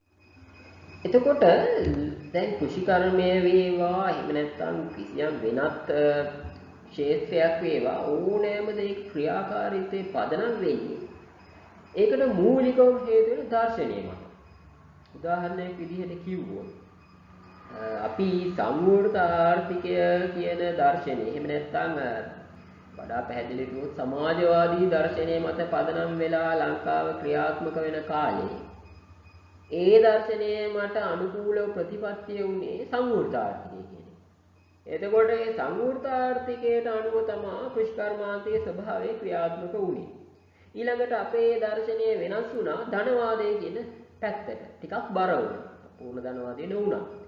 එතකොට ඒ දර්ශනය මත අපි ක්‍රියාත්මක වුණා විවෘත ආර්ථිකය කියන ප්‍රතිපත්තිය එක්ක. එතකොට මෙන්න මේ දර්ශනය ප්‍රතිපත්ති අනපනත් කියන ඒවා සම්බන්ධය අපි පැහැදිලිව තේරුම් ගන්න ඕනේ. මේ පාඩමේ ඊළඟ කොටසට යනවා. මම මේක වඩා සරලව කියන්නම්. මම කියවනේ ඕනෑම දෙයකට පදනම වෙන්නේ දර්ශනය කියලා. ක්‍රියාත්මක වෙන දර්ශනය කියලා. මම මේක නිකන් සරල උදාහරණයක් කියන්නම්. අපි හිතමු අපේ පාසල ගැන. මූලිකම දේ තමයි පාසලේ දර්ශනය. අපේ පාසලේ දර්ශනය වෙන්නේ හොඳ විනයකින් යුතු සමබර මානසිකත්වයකින් යුතු පුරවැසියෙක් බිහි කිරීම කියලා අපි හිතමු. 6 වසරේ සිට 13 වසර දක්වා මේ කාල පරාසය තුල අපි කරන සියලු දේවල් එතකොට පදනම් වෙන්න ඕනේ අපේ දර්ශනය වෙන්න ඕනේ. 6 වසරේ සිට 13 දක්වා කරන සියලු ක්‍රියාකාරකම් වල මූලික අරමුණ වෙන්න ඕනේ හොඳ විනයකින් යුතු සමබර පෞරුෂයකින් යුතු පුරවැසියෙක් බිහි කරන එක. එතකොට 13 වසරේදී පාසලෙන් පිට වෙලා යන හැම ශිෂ්‍යයෙක්ම සමබර පෞරුෂයකින් සහ හොඳ විනයකින් යුතු පුද්ගලයෙක් වෙන්න ඕනේ. හැබැයි අපි ඔහොම හිතාගෙන ළමයි 6 වසරට අරගෙන 13 වසරෙන් පිට කරලා දැම්මට ඒක එහෙම වෙන්නේ නැහැ. දර්ශනයක් තිබ්බ පමණින් ඒක ප්‍රතිඵලදායී වෙන්නේ නැහැ. මේ දර්ශනේ ක්‍රියාත්මක වෙන්නේ. ක්‍රියාත්මක වෙන්න නම් දැන් දර්ශනය කියන එක අපි පොඩි කෑල්ලක් කිව්වේ. දර්ශනය කියන්නේ සමබර පෞරුෂයකින් හා හොඳ විනයකින් යුතු පුරවැසියන් බිහි කිරීම. ඒක බොහොම සරල කතාවක්. හැබැයි ඉතින් මේක කරන්නේ කොහොමද? එහෙමනම් ඒකට අදාළ ප්‍රතිපත්ති තියෙන්න ඕනේ. මොනවද ප්‍රතිපත්ති? ඔන්න එක ප්‍රතිපත්තියක් තමයි අපේ පාසලේ සියලුම ශිෂ්‍යයන් සුදු පාට ඇඳුම් ඇඳගෙන ඉන්නේ. ප්‍රතිපත්තියක්. ඊළඟට මේගොල්ලෝ මත්ද්‍රව්‍ය මත්පැන් ඒ වගේ දේවල් භාවිතා කරන්නේ නැහැ. ඒකත් අපේ ප්‍රතිපත්තියක්. ඊළඟට අපේ ගුරුවරු ඉන්නවනේ. ගුරුවරු වෙන රැකියාව කරන්නේ නැතුව අධ්‍යාපනය කියන දෙයටම මුල් වෙලා සිසුන්ට අධ්‍යාපනය ලබා දෙන්න ක්‍රියා කරන්න ඕනේ. ඒකත් අපේ ප්‍රතිපත්තියක්. ඊළඟට පාසල් ශිෂ්‍යයෝ පාසල් වේලාව ඇතුළත සහ ඒන් පිටතදී විනය විරෝධී හැසිරීම් වල යෙදෙන්නේ නැතුව නීත්‍යානුකූල හැසිරීම් වල යෙදෙන්න ඕනේ. ඒකත් අපේ ප්‍රතිපත්තියක්. දැන් ප්‍රතිපත්ති ටික හදාගත්තා. එතකොට දැන් ওই ප්‍රතිපත්ති ටිකත් කොහොමද තියෙනවා? ගුරුවරුත් ඉන්නවා, ළමයිනුත් ඉන්නවා. දැන් මේ පාසල යනවා හොඳයි. දැන් ඔන්න කිසියම් ශිෂ්‍යයෙක් පාසලට එනවා කොණ්ඩේ වවාගෙන. දැන් අපේ ප්‍රතිපත්තිය මොකක්ද? අපේ ප්‍රතිපත්තිය විනයානුකූලව ඇඳුම් අඳින්න ඕනේ. ඒකට අපේ විනය කියලා අපි සඳහන් කරලා තියෙනවද මොකුත්? සඳහන් කරලා නැහැ. ඉතින් විනයානුකූලව ඇඳුම් අඳින්න ඕනේ. ඒක අපේ ප්‍රතිපත්තියක් කියලා තියෙනවා. ඉතින් ශිෂ්‍යයාගෙන් අහපුවාම එයා කියනවා ඉතින් විනයානුකූලයි තමයි මට අනුව මේ කොණ්ඩේ වවාගෙන ඉන්නේ ඒක විනයානුකූලයි. අපිට ඒකට නැහැ කියලා තර්ක කරන්න පුළුවන්. බෑ. ඇයි? ප්‍රතිපත්තියක් තියෙනවා විනයානුකූලව ඇඳුම් අඳින්න ඕනේ කියලා. හැබැයි මොකද්ද විනය කියන එක අපි සඳහන් කරලා නැහැ, අර්ථ දක්වලා නැහැ. අන්න ඒ අර්ථ දැක්වීම තමයි අනපනත් වලින් කරන්නේ. ඒ කියන්නේ අපේ ප්‍රතිපත්තියට කිසියම් නීතිමය පසුබිමක් හදලා දෙනවා. මොකද ආ කොණ්ඩේ වවාගෙන පාට ඇඳුම ඇඳගෙන ආපු ශිෂ්‍යයාට අපි දඬුවම් කළා නම් එයාට නීතිය ඉදිරියට යන්න පුළුවන් මේක මට අනුව විනය අනුකූලයි. මට අනුව කොණ්ඩේ වවාගෙන ඒම සහ පාට ඇඳුම් ඇඳගෙන ඒම මට අනුව විනය අනුකූලයි. මෙයා නිකරුණේ මට ගැහුවයි කියලා ඕනනම් ඒ ගුරුවරයාට විරුද්ධව යන්න පුළුවන් නීතිය හමුවට. එතකොට මොකද නීතිමය පදනමක් නැහැ මේක ප්‍රතිපත්තියක්. එහෙමනම් නීතිමය පදනමක් හදාගන්න ඕනේ. ඒකට තමයි අනපනත් කියලා දෙන්නේ. ඔන්න පාසලේ විනය කමිටුව එකතු වෙලා සම්මත කරගන්නවා කොණ්ඩේ කොටට කපලා තියෙන්න ඕනේ. සුදු පැහැති ඇඳුමක් ඇඳලා තියෙන්න ඕනේ. සපත්තු මුට්ටම කළු හෝ දුමුරු පාට වෙන්න ඕනේ. ඊළඟට මාල වලලු කරාම් ඒ දේවල් පිරිමි ළමයි දාන්න බෑ. ඔය විදිහට නීතිමය පසුබිමක් හදා ගන්නවා. අන්න ඕවට තමයි කියන්නේ අනපනත් කියලා. හා හොඳයි දැන් ඔන්න අනපනත් ටිකත් හදාගත්තා. හරි. දැන් ඔන්න කිසියම් ළමයෙක් එනවා. දැන් විදුහල්පතිතුමා තමයි මේ අනපනත් නිකුත් කරලා තියෙන්නේ. කිසියම් ළමයෙක් එනවා කොණ්ඩේ වවලා. පාසලට ඇතුල් වෙනවා කොණ්ඩේ දිගට වවපු පිරිමි ළමයෙක්. දැන් මොකද කරන්නේ? ඔන්න විදුහල්පතිතුමා යනවා ගිහිල්ලා මෙයාව අල්ලන් ඇවිල්ලා දඬුවම් කරනවා. ඊට පස්සේ ඔය අතරින්ම තව ළමයෙක් එනවා පාට ඇඳුමක් ඇඳලා. ඔන්න එතෙන්ටත් විදුහල්පතිතුමා යනවා ගිහිල්ලා දඬුවම් කරනවා. එතකොට ඔන්න ආරංචි වෙනවා තව ළමයෙක් මත්පැන් පානය කරනවා කියලා ක්‍රීඩා පිටියේ. එතකොට ඔන්න එතෙන්ටත් යන්න ඕනේ විදුහල්පතිතුමා. එතකොට තව දැනක ආරංචි වෙනවා ඔන්න ටවුන් එකේ විනය විරෝධී හැසිරීමක් පාසල් වෙලාවේ සිද්ධ වෙනවා කියලා ඔන්න ආයෙත් විදුහල්පතිතුමා යනවා. මේක හරි කරදරයක් නේ. හැම එකටම නිශ්චිත පුද්ගලයෙක් කවුරු හරි කෙනෙක් මැදිහත් වෙන්න පුද්ගලයෙක් නෑ. මොකද හැමදේම තියෙන බලතල තියෙන විදුහල්පතිතුමාට හැම එකටම විදුහල්පතිතුමාට යන්න ඕනේ. හෝ වෙන. දැන් අපි හිතමු ඔන්න තව තැනක ශිෂ්‍යයෙක් පාට ඇඳුමක් ඇඳලා බෙරයක් ගහන පාසල් වෙලා. ඒතර දැන් කවුරුත් බලතල පැවරිච්ච පුද්ගලයෙක් නෑ මේක කවුද මෙයාවට දඬුවම් කරන්නේ හෝ නීතිමය ක්‍රියාමාර්ග ගන්න කියලා. දැන් ඔන්න එක ගුරුවරයෙක් හිතනවා අරයා කරයි. තව ගුරුවරයෙක් හිතනවා මෙයා කරයි. තව ගුරුවරයෙක් හිතනවා අනිත් එක්කෙනා කරයි. විදුහල්පතිතුමා හිතනවා කවුරු හරි ගුරුවරයෙක් ඒක බලයි කියලා. බලන්න කෙනෙක් නෑ. එතකොටත් මේක ගැටලුවක්. අනපනත් තිබ්බට වැඩක් නෑ. නීති තිබ්බට වැඩක් නෑ. ඒක ක්‍රියාත්මක කරන්නේ කවුද කියලා නිශ්චිතව සඳහන් වෙන්න ඕනේ. අන්න ඒකට තමයි ආයතන කියන ඒවා පිහිටවන්නේ. එතකොට මේ නීතිය ක්‍රියාත්මක කරන්න බලය තියෙන්නේ අදාළ පුද්ගලයා කවුද කියන එක තීරණය වෙන්නේ ඔන්න ඔය ආයතන හරහා. දැන් ඔන්න විනය කමිටුවෙන් පත් කරනවා මෙන්න මේ අහවල් ගුරුවරයා තමයි ළමයින්ගේ නිල ඇඳුම පිළිබඳ බලන්නේ. එතකොට ඒකේ වගකීම තියෙන්නේ එයාට. එයාට ඕන නම් ඒකට තව ගුරුවරු 4-5 දෙනෙක් එකතු කරගෙන ඒකට වෙනම විනය කමිටුවක් හදාගන්න පුළුවන්. ඒක පුද්ගලයෙක් මේ කමිටුවක් හදාගන්න විනය කමිටුව තමයි මේ දේවල් බලන්නේ. එතකොට ළමයිගේ අධ්‍යාපනය සම්බන්ධ බලන්නේ සංවර්ධන කමිටුව. ඔය විදිහට ආයතන හදාගන්න. ඔන්න එතකොට අපි මේ කියපු දර්ශනයේ ක්‍රියාත්මක කරන්න බොහෝම පහසුයි. දර්ශනයේ ක්‍රියාත්මක වෙනවා. නැත්තම් නිකම්ම දර්ශනීය තිබිච්ච පළියට පාසලක් ඉදිරියට යන්නේ නැහැ. ඔය දෙයම තමයි රටකටත් සිද්ධ වෙන්නේ. එතකොට රටවල් වල දර්ශනය කියන එක වඩා පුළුල් එකක්. අපි බලමු මොකද්ද මේ රටවල් වල දර්ශනය කියන්නේ කියලා. කොයි විදිහටද මේ දර්ශනය කියන එක ක්‍රියාත්මක වෙන්නේ කියලා. දැන් සමාජවාදී දර්ශනයකදී පුළුවන් තරම් අපි මේ උදාහරණයක් විදිහට ගත්තොත් සමහර රටවල් වල සමාජවාදී දර්ශනයක් තියෙනවා. විශේෂයෙන්ම ඔය පැරණි රුසියාවේ වර්තමාන රුසියාවේ පැරණි රුසියාවේ. ඒතකොට ඒගොල්ලෝ අතිරික්ත නිෂ්පාදනයක් කියලා එකක් කරන්නේ නැහැ. ඒගොල්ලන්ගේ දර්ශනය අනුව පරිභෝජනයට අවශ්‍ය නිෂ්පාදනය තමයි බොහෝ විට සිදු කරන්නේ. ඒ වගේම සුබ සාධන කටයුතු බොහොම ඉහළ මට්ටමකින් සිදු කරනවා. තමන්ගේ ආයතන වල සේවක සුබ සාධන හා පුරවැසි සුබ සාධනය වගේ දේවල් ඉහළ මට්ටමකින් සිදු කරනවා. එතකොට මේ දර්ශනයේදී රාජ්‍ය මැදිහත් වීම කියන එක වැඩිපුර තියෙනවා. ඊළඟට ධනවාදී දර්ශනයකදී පුළුවන් තරම් අතිරික්ත නිෂ්පාදනය කරලා ආදායම ඉහළ දාමලා පෞද්ගලික ව්‍යවසායන් හරහා රටේ ආර්ථික සමෘද්ධිමත්භාවය ඇති කිරීම තමයි බලාපොරොත්තු වෙන්නේ. එතකොට ඒක දර්ශනය. ඊළඟට නාසිවාදී. නාසිවාදය කියන එක හිට්ලර් ජර්මනිය ක්‍රියාත්මක කරපු නාසිවාදය. එතකොට එක්තරා ජාතියක් විතරයි ශ්‍රේෂ්ඨ. ඒගොල්ලෝ වෙනුවෙන් අනිත් සියලු දෙනා යට විය යුතුයි කියන වගේ දර්ශනයක් තමයි නාසිවාදයේ ක්‍රියාත්මක වුනේ. එතකොට ගාන්ධිගේ දර්ශනය. ගාන්ධිගේ දර්ශනයේදී පුළුවන් තරම් අවිහිංසාවාදය අනුව කිසි කෙනෙකුට හිංසාවක් කරන්නේ නැතුව අපි අපේ ව්‍යාපාර පවත්වාගෙන යා යුතුයි කියන එකයි. ගාන්ධිගේ දර්ශනයේදී ඔය විදිහට රටවල් තමුන්ට කැමති දර්ශනයක් පදනම් කරගන්නවා. එතකොට ලංකාව ඇතැම් කාලවල සමාජවාදයට බර දර්ශනයක් ක්‍රියාත්මක කළා. ඇතැම් කාලවල ධනවාදයට බර දර්ශනයක් ක්‍රියාත්මක කළා. සම්පූර්ණයෙන්ම නෙමෙයි. මේ දෙකේ මිශ්‍රණයක් තමයි හුඟක් වෙලාවට ලංකාවේ දර්ශනයේ විදිහට දකින්න පුළුවන්. මම අර කිව්වේ දර්ශනීය වෙනස් වෙනකොට මොකද වෙන්නේ? ප්‍රතිපත්තිත් වෙනස් වෙනවා. ප්‍රතිපත්ති වෙනස් වෙනකොට අනපනතුත් ඒ අනුව වෙනස් කරගන්න සිද්ධ වෙනවා. ඒ අනුව ආයතන වෙනස් කරගන්න සිද්ධ වෙනවා. බලමු එතකොට මේ දර්ශනය මත පිහිටලා හදාගත්තු ප්‍රතිපත්ති තමයි මේ තියෙන්නේ ලංකාවේ. ලංකාවේ පවතින දර්ශනය. අපි හිතමුකෝ මැදමාවත කියලා සමාජයක්. එහෙම කියන්නේ ශ්‍රී ලංකා ප්‍රජාතාන්ත්‍රික සමාජවාදී ජනරජය කියලා කියන්නේ. ධනවාදී හා සමාජවාදී අතරමැද දර්ශනයක්. කියන්නේ යම් මට්ටමක සුබ සාධනයකුත් තියෙනවා යම් මට්ටමක පෞද්ගලික ව්‍යවසායනුත් තියෙනවා.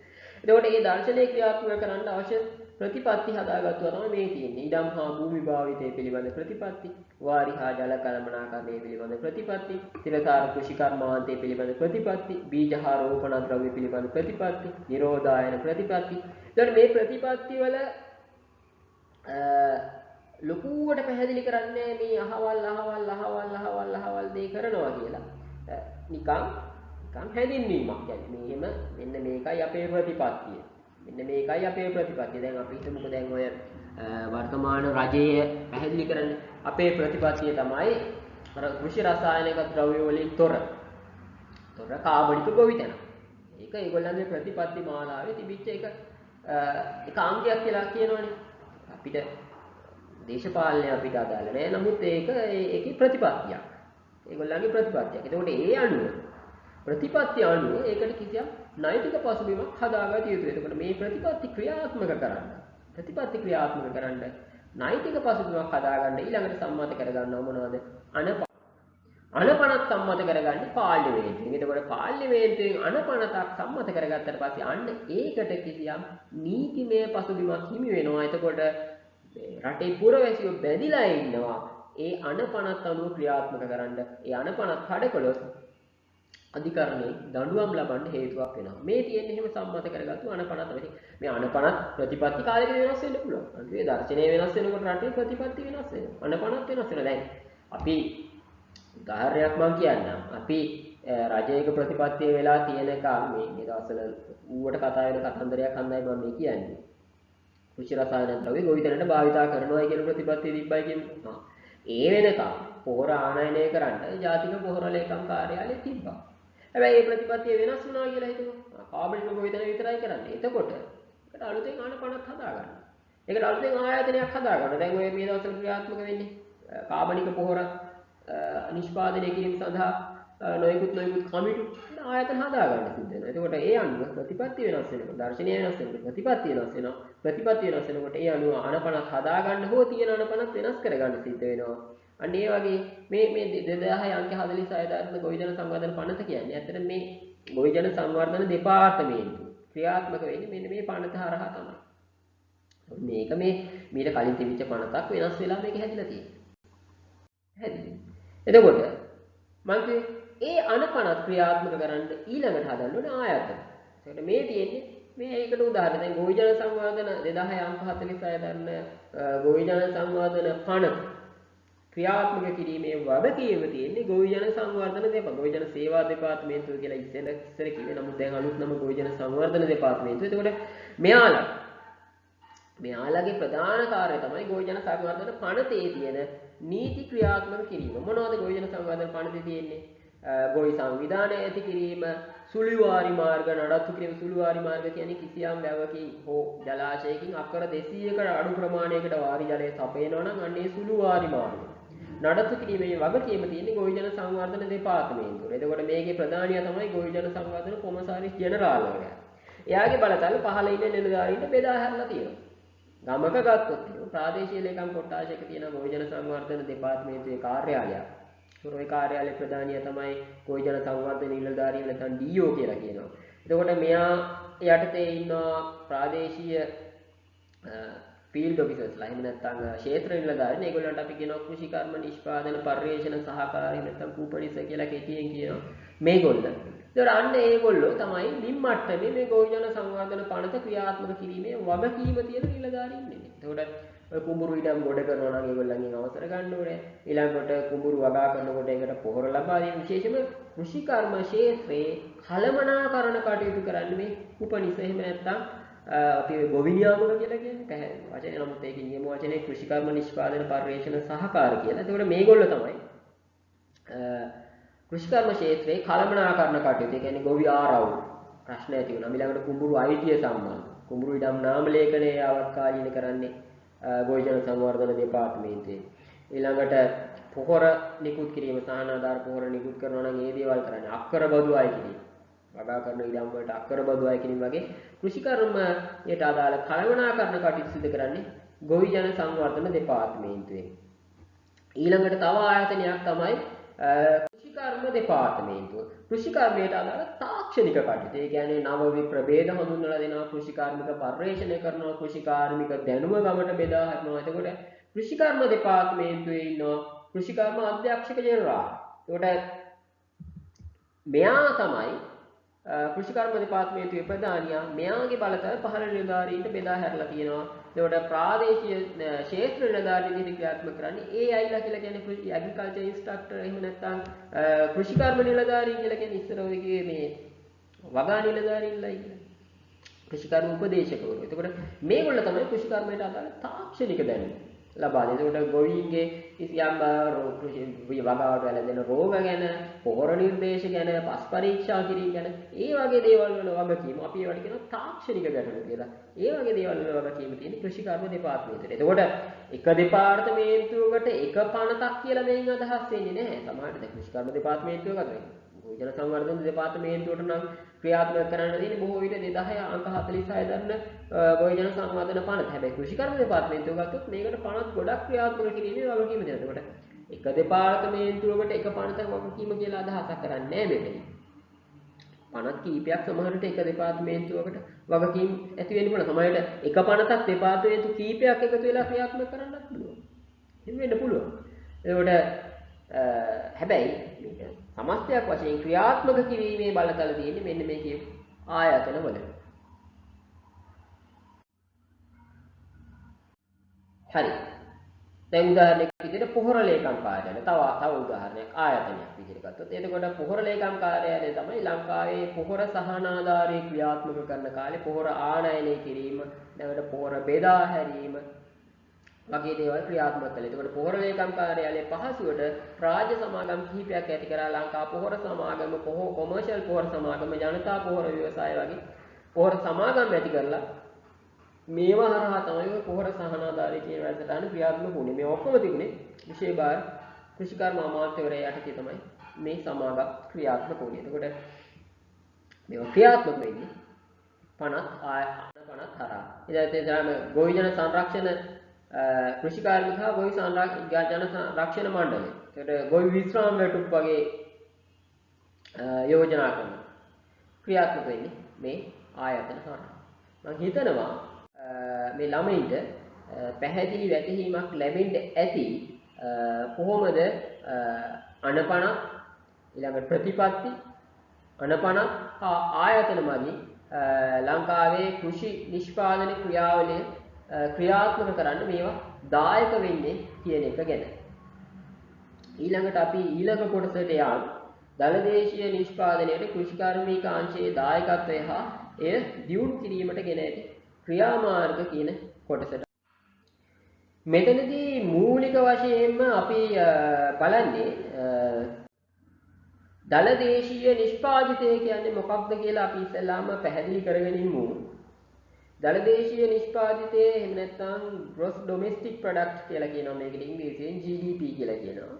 කියලා කියන්නේ නිශ්චිත කාල සීමාවක් තුළ කිසියම් රටක නිපදවන සියලුම අවසන් භාණ්ඩ හා සේවාවල වෙළඳපොළ වටිනාකම. ඔබ තවත් පැහැදිලි කළොත් ලංකාවේ අපි හිතමු 2021 අවුරුද්දේ නිපදවපු සියලුම භාණ්ඩ. අපි හිතමු වී නිෂ්පාදනය කළා. එතකොට වී වල වෙළඳපොළ වටිනාකම.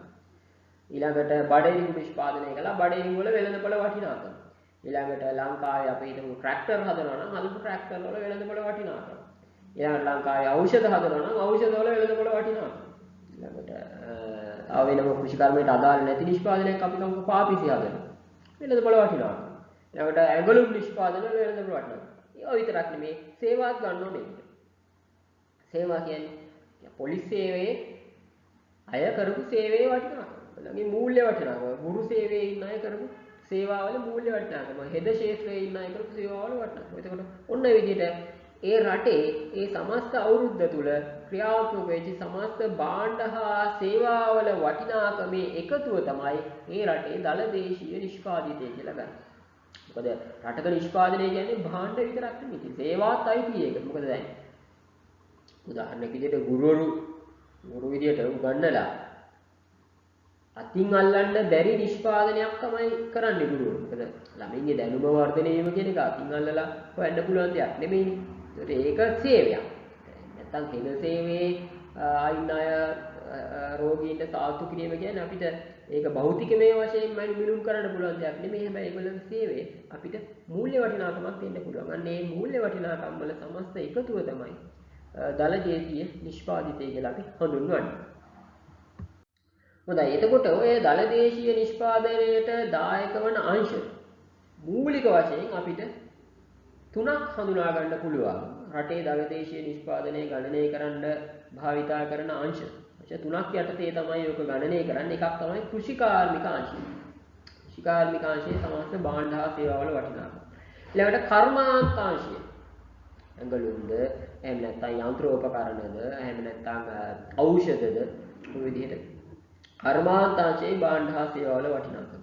ඊළඟට සේවාංශය මම හරි ඉස්සෙල්ලා විස්තර කළා වගේ භෞතිකව ගණනය කරන්න බැරි සේවාංශයේ නිෂ්පාදනවල වටිනාකම ඊළඟට සලකා බලනවා. හොඳයි අපිට වැදගත් වෙන්නේ මේකේ කෘෂිකර්ම අංශය. එතකොට කෘෂිකර්ම අංශයේ ඔය මූලික මම කියපු කෘෂි කර්මාන්ත ඊළඟට සේවා හා කෘෂිකර්ම අංශය. අංශ තුනෙන් තමයි ලංකාවේ දළදේ ජාතික නිෂ්පාදනය ගණනය කරන්නේ. දළ දේශීය නිෂ්පාදනය ගණනය කරන්නේ. එතකොට ඕකට කෘෂිකර්ම අංශයේ දායකත්වයේ කොච්චරක්ද කියන එක තමයි අපි ඊළඟට බලන්න යන්නේ. ඔයාලට මේ ප්‍රස්තාවයේ බැලුවොත් පැහැදිලිව පෙනේ 2009 සිට 2020 දක්වා 2020 දක්වා තියෙනවා බලන්න 2019 දක්වා තියෙනවා බලන්න මේකෙදි කෘෂිකර්මාංශයේ දායකත්වයේ බොහොම අඩු වගේක තමයි තියෙන්නේ. ඇයි මෙහෙම වෙන්නේ? හැබැයි ලංකාවට නිදහස ලැබිච්ච අලුත කෘෂිකර්මාංශයේ තමයි වැඩිම දායකත්වයක් දළ දේශීය නිෂ්පාදනයට දැක්වුවේ. හැබැයි එන්න මේක අඩු වුණා. ඇයි මෙහෙම අඩු වුනේ? කෘෂිකර්මාංශය පරිහානියටපත් වීම හන්ද නෙමෙයි. කෘෂිකර්මාංශය දියුණු වුණා එන්නේ. නමුත් මේ දියුණුව අභිබව කර්මාන්ත හා සේවා අංශය ඊට වඩා වේගයෙන් දියුණු වුණා. එතකොට මේ ප්‍රස්තාරයේ බැලුවොත් ඔයගලන්ට පැහැදිලිව පෙනෙයි වැඩිම දායකත්වයක් ලංකාවේ දළ දේශීය නිෂ්පාදනයට ලබා දෙන්නේ සේවා අංශය. ඊළඟට කාර්මික අංශය, කර්මාන්තාංශය, එහෙම නැත්නම් කාර්මික අංශය අඩුම දායකත්වයක් දෙන්නේ කෘෂිකර්මාංශය. මෙහෙම වෙන්නේ කෘෂිකර්මාංශය පරිහානියටපත් වෙන හන්ද නෙමෙයි. මට පැහැදිලි කරන්න ඕමනා. කෘෂිකර්මාංශයේ අභිබව අනික් ක්ෂේත්‍රවල වැඩි වේගයෙන් දියුණු වීමක් සිද්ධ වෙච්ච නිසායි.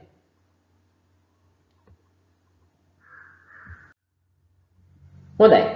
එතකොට අපි ඊළඟට බලන්නේ කෘෂිකර්මාංශයෙන් මොන ක්ෂේත්‍රවලද කෘෂිකර්මාංශයේ මොන ක්ෂේත්‍රද මේ දළ දේශීය නිෂ්පාදනයේ දායක වෙන්නේ කියන එක මූලිකව අපිට මේක බෙදන්න පුළුවන්. කෘෂිකර්මාංශයට අයත් ප්‍රධාන ක්ෂේත්‍ර විදිහට භෝග වගාව, සත්ත්ව පාලනය, දීවර හා ජලජ සම්පත්, ඊළඟට වන සම්පත් කියලා. එතකොට ඔන්න ඔය ක්ෂේත්‍ර යටතේ තමයි කෘෂිකාර්මිකාංශය දළ දේශීය නිෂ්පාදනයේ දායක වෙන්නේ. මේක තවත් පුළුල් ලෙස හා විස්තරාත්මකව බැලුවොත් මෙන්න මේ තියෙන කෙලිම මහ බැංකු වාර්තාවේ 2020 මහ බැංකු වාර්තාවෙන් උපුටාගත්තු කොටසක්. මේ තියෙන්නේ කෘෂිකර්මාංශයේ කොයි කොටස්ද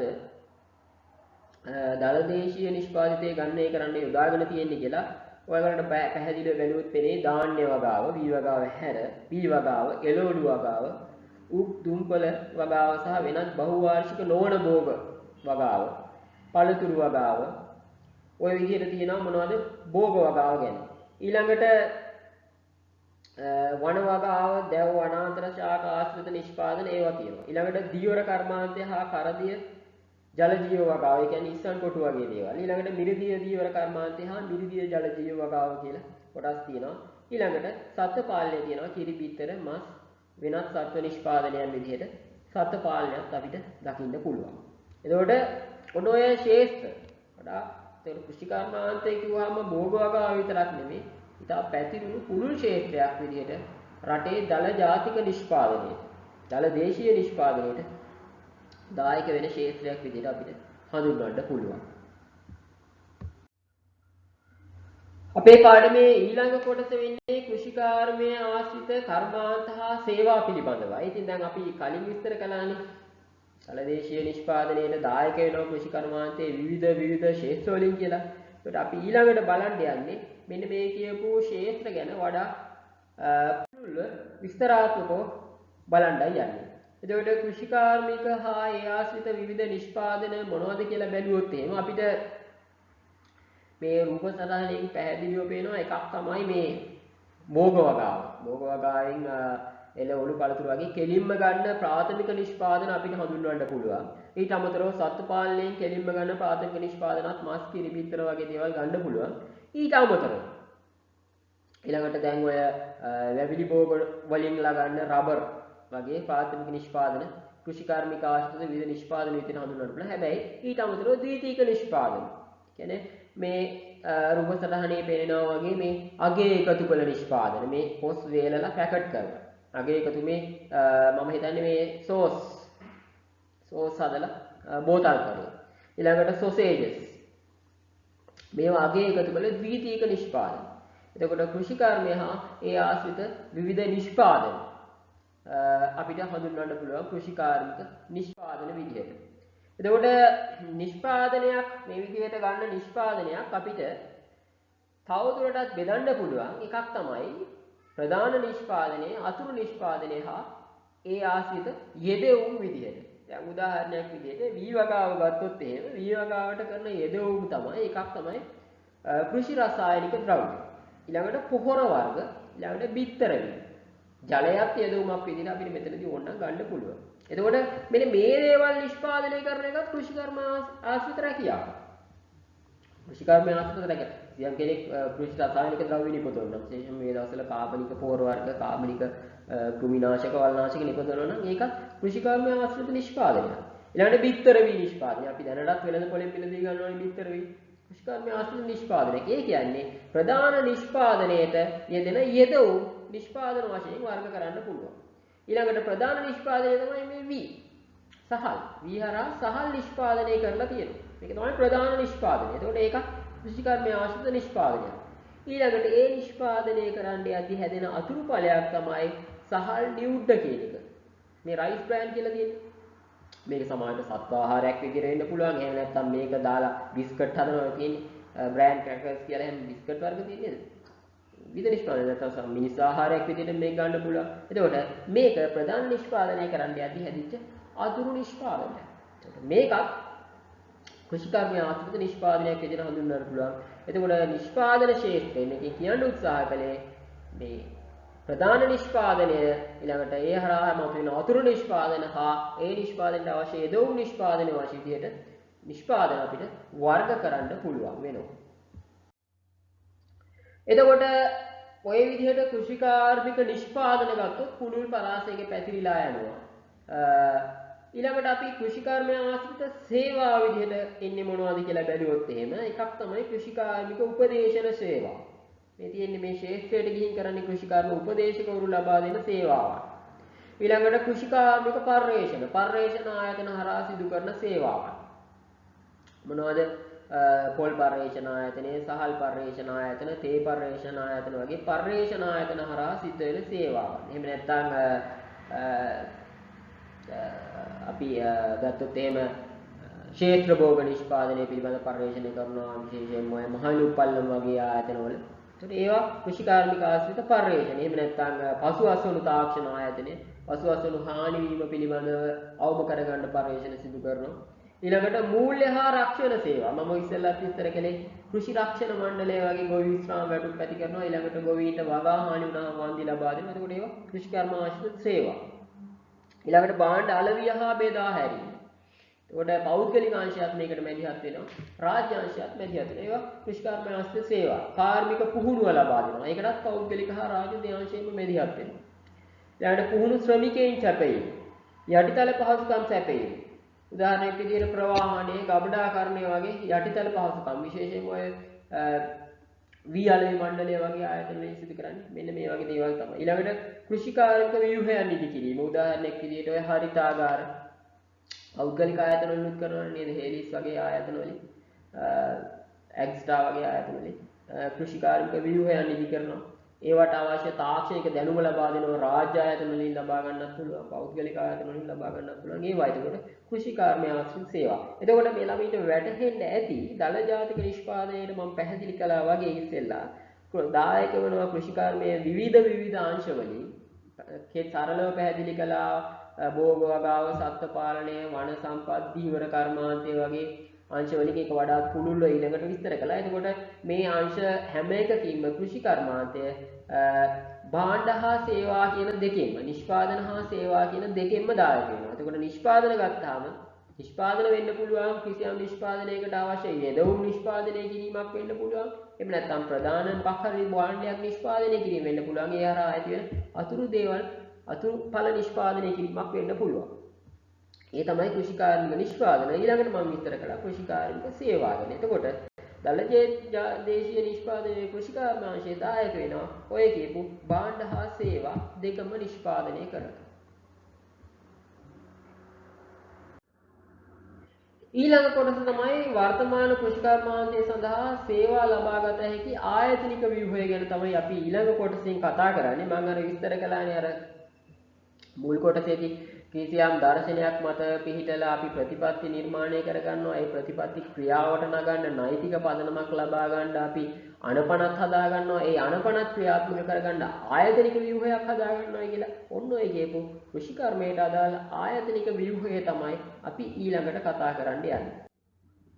එතකොට මේ ආයතන මූලිකව අපිට වර්ගීකරණය කරන්න පුළුවන් රාජ්‍ය ආයතන, රාජ්‍ය නොවන ආයතන, පෞද්ගලික ආයතන, අන්තර්ජාතික සංවිධාන, බහුජන සංවිධාන හා ගොවි සංවිධාන විදිහට. ඒ කියන්නේ මේ ආයතනවල මූලයන් සැලකුවොත් රජයේ මුල් වෙලා ඇති කරපු ආයතන තියෙන්න පුළුවන්. විශේෂයෙන්ම ඔය පර්යේෂණ ආයතන, තේ පර්යේෂණ ආයතනය, පොල් පර්යේෂණ ආයතනය, ඊළඟට සහල් වී පර්යේෂණ ආයතන, ඊළඟට ගොවිජන සංවර්ධන දෙපාර්තමේන්තුව, ඊළඟට කෘෂිකර්ම දෙපාර්තමේන්තුව, ඊළඟට සුළු අපනයන භෝග දෙපාර්තමේන්තුව, මේ වගේ ඒවා රාජ්‍යයේ මුල් වෙලා රාජ්‍යය විසින් ඇති කරපු ආයතන. ඊළඟට තියෙනවා රාජ්‍ය නොවන ආයතන. උදාහරණයක් විදිහට හේලිස් ආයතනය, ඇග්ස්ටා ආයතනය, ඊළඟට කොමර්ෂල් පොහොර සමාගම් වගේ ඒවා, ඊළඟට බවර් වගේ සමාගම්, අන්තර්ජාතික පෞද්ගලික ආයතන විදිහට මොන්සැන්ටෝ වගේ විශාල කෘෂිකාර්මික සමාගම් පෞද්ගලික ආයතන විදිහට අපිට හඳුන්වන්න පුළුවන්. ඊළඟට රාජ්‍ය නොවන ආයතන ගත්තොත් එහෙම විශේෂයෙන්ම NGO කියන්නේ non governmental organization කියලා බැරන්ඩීනා, සර්වෝදය දේශීය රාජ්‍ය නොවන සංවිධානය, ඊළඟට World Vision, ඊළඟට Murphy Crops, ඊළඟට ඒ වගේ ආයතන රාජ්‍ය නොවන සංවිධාන මේගොල්ලොත් කෘෂිකර්මාන්තයට සම්බන්ධ ඒගොල්ලන්ගේ සමහර ව්‍යාපෘති ක්‍රියාත්මක කරනවා ශ්‍රී ලංකාව තුළ. ඊළඟට අන්තර්ජාතික සංවිධාන ගත්තොත් එහෙම විශේෂයෙන්ම එක්සත් ජාතීන්ගේ සංවිධානයට අනුබද්ධ ආයතන තමයි අපි මෙතනදී විශේෂයෙන්ම සලකලා බලන්නේ.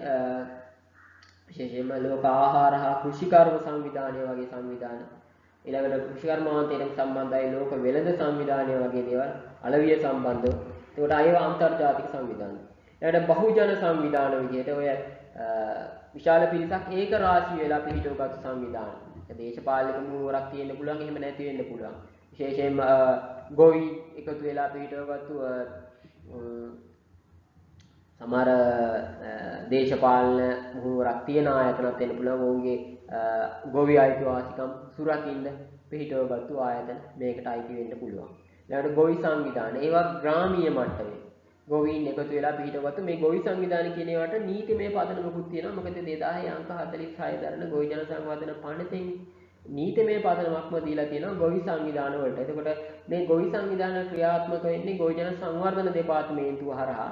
ඇත්තම ගොවි ජන සංවර්ධන දෙපාර්තමේන්තුවේ මෙහෙයවීම යටතේ සහ පාලනය යටතේ තමයි මේ ගොවි සංවිධාන ක්‍රියාත්මක වෙන්නේ. හැබැයි ගොවි සංවිධාන රාජ්‍ය සමාගම් විදියට සැලකන්නේ නැහැ. ගොවි සංවිධාන වලට වෙනම සභාපති කෙනෙක් ලේකම්වරයෙක් පත් කරලා ඉන්නවා.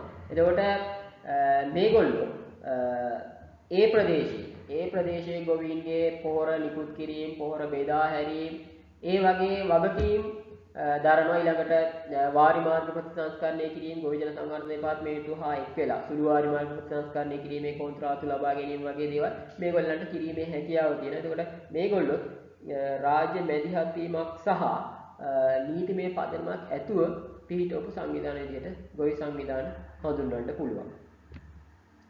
ඊළඟට මේ කියපු ආයතන ක්‍රියාත්මක වෙන්නේ මොන අංශවලද කියන එක තමයි අපි ඊළඟට කතා කරන්නේ.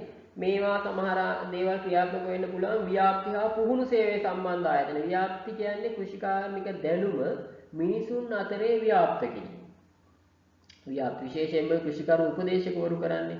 දැන් අලුත් වගා ක්‍රමයක් හොයාගත්තොත් මේක ගැන ජනතාව දැනුවත් කරනවා.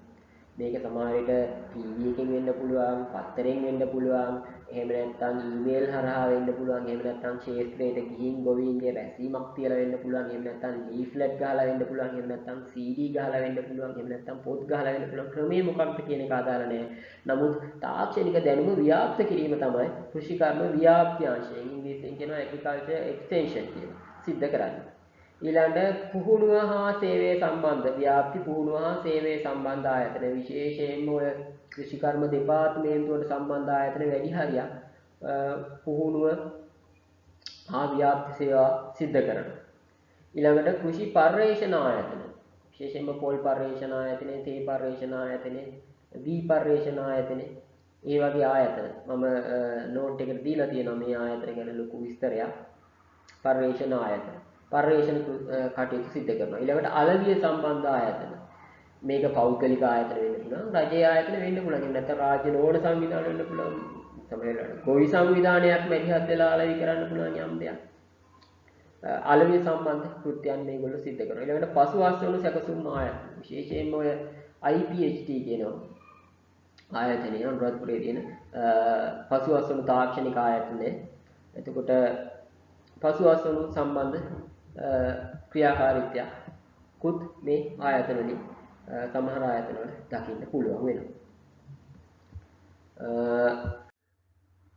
මේ තියෙන්නේ මේ ආයතන වලට උදාහරණ තමයි මම මේ දේවල් ඔයගොල්ලන්ගේ සටහනට එකතු කරලා තියෙන හන්ද මෙතනදී එකින් එක නැවත මේක දිහා බලාගෙන කියන එක තේරුමක් නැහැ. සටහනට මේ දේවල් දීලා තියෙන හන්ද මම මේක තවදුරටත් ලොකුවට විස්තර කරන්න යන්නේ නැහැ. මේක ඉන්නේ ජාත්‍යන්තර සංවිධාන එක්සත් ජාතීන්ගේ සංවිධානයේ යටතේ තියෙන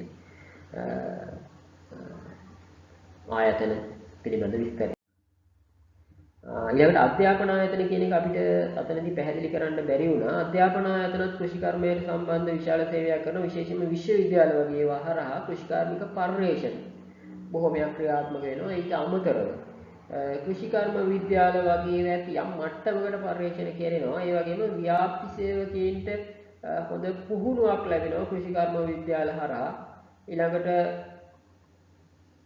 පාසල් මට්ටමිනුත් යම් තාක්ෂණික දැනුමක් ශිෂ්‍යයින්ට ලැබෙනවා කෘෂිකර්මාන්තය පිළිබඳව පාසල් ක්ෂේත්‍රයේ. ඊළඟට අපේ පාඩමේ ඊළඟ කොටස තමයි කෘෂිකාර්මික කටයුතු දියුණු කිරීම සඳහා පවතින විභවයන් පිළිබඳ විමසා බැලීම. විභවයන් කියලා එහෙම නැත්නම් ඉංග්‍රීසියෙන් කියනවා පොටෙන්ෂල් කියලා. මොකක්ද කියන එක අපි ඊළඟට බලන්න ඕන. විභවයක් කියන්නේ කිසියම් දෙයක් දියුණු කරන්න තියෙන හැකියාව. යම් දෙයක් දියුණු කරන්න තියෙන හැකියාවට තමයි අපි කියන්නේ විභවය කියලා. ඒ කියන්නේ හරියටම නිකන් ගබඩා වෙලා තියෙන ශක්තියක් වගේ. ඒක ප්‍රයෝජනෙට ගත්තේ නැත්නම් ඒකෙන් වැඩක් වෙන්නේ නැහැ. ඉතින් එහෙම හැකියාවක් තියෙනවා. ඒ හැකියාව අපි ප්‍රයෝජනෙට ගත යුතුයි කියන එක තමයි විභවය කියන එකෙන් අදහස් කරන්නේ. විභව ශක්තිය කියලා කියන්නේ කිසියම් දෙයක පිහිටීම නිසා ඇති වෙන ශක්තිය කියලා. ඒ වගේ අදහසක් තමයි විභවයන් කියන්නේ. ඒ කියන්නේ කෘෂිකර්මාන්තයට සම්බන්ධ කරලා මේක කතා කළොත් ලංකාවේ කෘෂිකර්මාන්තයේ දියුණු කරන්න තියෙන සම්පත් පහසුකම් හැකියාව වගේ අදහසක් තමයි කෘෂිකාර්මික විභවයන් කියලා අපි හඳුන්වන්නේ. ඒකට මොනවද මේක කියලා ගත්තොත් එහෙම එකක් තමයි වී වගාව සඳහා වැඩි රාජ්‍ය අනුග්‍රහයක් හම්බෙන එක හොඳ විභවයක්. මොකද පොහොර සහනාධාරය ඊළඟට බිත්තර වී නිෂ්පාදනය කිරීම ඊළඟට වී පර්යේෂණ ආයතනයෙන් ප්‍රභේද හඳුන්වලා දෙනවා. ඊළඟට සහතික මිල ක්‍රමයක් ක්‍රියාත්මක වෙනවා වී වලට. ඊළඟට එතකොට මේ පැඩි මාකටිං බෝඩ් එක එහෙම නැත්නම් වී අලෙවි මණ්ඩලය වගේ ආයතන ගොවීන්ට කිසියම් ආරක්ෂණයක් ලබා දෙනවා. සහතික මිලකට ඔවුන්ගේ වී මිල දීගෙන එතකොට යම් මට්ටමකට ගොවීන් පෞද්ගලික අංශයේ තරගයෙන් බේරා ගැනීමකුත් මේ හරහා කරනවා. එතකොට මේක වී නිෂ්පාදකයාට හොඳ අවස්ථාවක්, වී ගොවියාට හොඳ අවස්ථාවක්. ඔවුන්ගේ නිෂ්පාදන සඳහා හොඳ මිලක් ලබා ගන්නත් අඩු පිරිවැයකට තමන්ගේ නිෂ්පාදන සිදු කරන්නත් විශේෂයෙන්ම ඔය පොහොර සහන ආධාරය වගේ දේවල් හරහා. එතකොට ඒ හරහා උන්ට වැඩි ලාභයක් ලබා ගන්න පුළුවන්. එතකොට මේකත් ලංකාවේ වී වගාව සඳහා පවතින හොඳ විභවයක්. වී වගාව දියුණු කරන්න පවතින හොඳ විභවයක්. ඊළඟට වාරි මාර්ග පද්ධති දියුණු කරන්න විශාල විශේෂයෙන්ම ඔය මහවැලි ව්‍යාපාර හරහා වාරි මාර්ග පද්ධති අදටත් මහවැලි සංවර්ධන ව්‍යාපාරය හරහා වාරි මාර්ග පද්ධති නඩත්තු කරනවා පවත්වාගෙන යනවා සුළු වාරි මාර්ග ගෝයන සංවර්ධන දෙපාර්තමේන්තුව හරහා නඩත්තු කරනවා. ඉතින් ගොවිතැනට අවශ්‍ය ජලය වියලි කලාපේ වේවා තෙත් කලාපේ වේවා අවශ්‍ය තරම් ජලය ලබා ගන්න පුළුවන්. මේකත් කෘෂි කර්මාන්ත සඳහා පවතින හොඳ විභවයක්. ඊළඟට කෘෂි පර්යේෂණ සිදු කරනවා. එතකොට මේ හරහා අලුත් ප්‍රභේද හඳුන්වා දෙනවා පර්යේෂණ ආයතන මගින්. වී වෙන්න පුළුවන්, තේ වෙන්න පුළුවන්, පොල් වෙන්න පුළුවන්, රබර් වෙන්න පුළුවන්. දැන් උදාහරණයක් විදිහට පොල් වගාව ගත්තොත් එහෙම අලුත් පොල් ප්‍රභේද හඳුන්වලා දෙන මිටි පොල් ප්‍රභේද නේද? කප්රුක, කප්සුවේ, කප්සෙත වගේ අලුත් පොල් ප්‍රභේද හඳුන්වලා දෙන. එතකොට මේ වගේ වැඩි පොල් ගෙඩි ප්‍රමාණයක් එක ඉත්තක හැදෙනවා. මේක අක්කරයකින් ගන්න පුළුවන් පොල් ප්‍රමාණය මේ හරහා වැඩි වෙනවා. එතකොට මේක හොඳ විභවයක් පොල් වගා කරන ගොවීන්ට. එතකොට ඊළඟට නව වගා ක්‍රම හඳුන්වලා දෙනවා. විශේෂයෙන්ම ඔය වී වගාවට හඳුන්වලා දීලා තියෙනවා පැරිෂූට් ක්‍රමය, ශ්‍රී ක්‍රමය වගේ ක්‍රම. එතකොට මේක හොඳ විභවයක් තමුගේ ආස්තෙන් වැඩි කරගන්න. එතකොට පර්යේෂණ සිදු කරලා අලුත් නිෂ්පාදන, අලුත් ප්‍රභේද, අලුත් වගා ක්‍රම, අලුත් පොහොර වර්ග. එතකොට මේ දේවල් සිද්ධ කරන එකත් කෘෂි කර්මාන්තය දියුණු කරන්න ශ්‍රී ලංකාවේ පවතින හොඳ විභවයක්. ඊළඟට හොඳ පුහුණු හා ව්‍යාප්ති සේවයක් තියෙනවා. ඒ කියන්නේ පර්යේෂණ ආයතන වල පර්යේෂණ සිද්ධ කළාට ඒක ව්‍යාප්ති සේවා හරහා ගොවීන් දැනගත්තේ නැත්තම් මේක ව්‍යාප්ත වෙන්නේ නැහැ. විශේෂයෙන්ම දැන් ওই නවීන තාක්ෂණික විශේෂයෙන්ම ජංගම දුරකථනයේ භාවිතයෙන් ගත්තට පස්සේ මේ ව්‍යාප්ති සේවය කියන එක වඩාත් පුළුල් වෙලා තියෙනවා. ඒකට මේ හරහා අපිට අවශ්‍ය තොරතුරු දැනගන්න බොහොම පහසුයි. විශේෂයෙන්ම කෘෂි කර්මයට සම්බන්ධ දේශීය විතරක් නෙමෙයි අන්තර්ජාතික තොරතුරුත් අපිට බොහොම පහසුවෙන් ලබා ගන්න පුළුවන්. මොනවද කෘෂි කර්මයේ නව ප්‍රවණතා, මොනවද නව ප්‍රභේද, මොනවද නව ආලීකරණ අවස්ථා විශේෂයෙන්ම අපිට ඔය දැන් ඔය අලිබබා දරාස් වගේ ඇප් උනත් භාවිතා කරන්න පුළුවන් තමුගේ නිෂ්පාදන අලෙවි කරන්න. ඒකට හොඳ ව්‍යාප්ති සේවයක් පැවතීම. ඒකට අන්න ඒ හරහා මේ කෘෂි කර්මාන්තයේ දියුණු කරන්න ලංකාවේ හොඳ විභවයක් පවතිනවා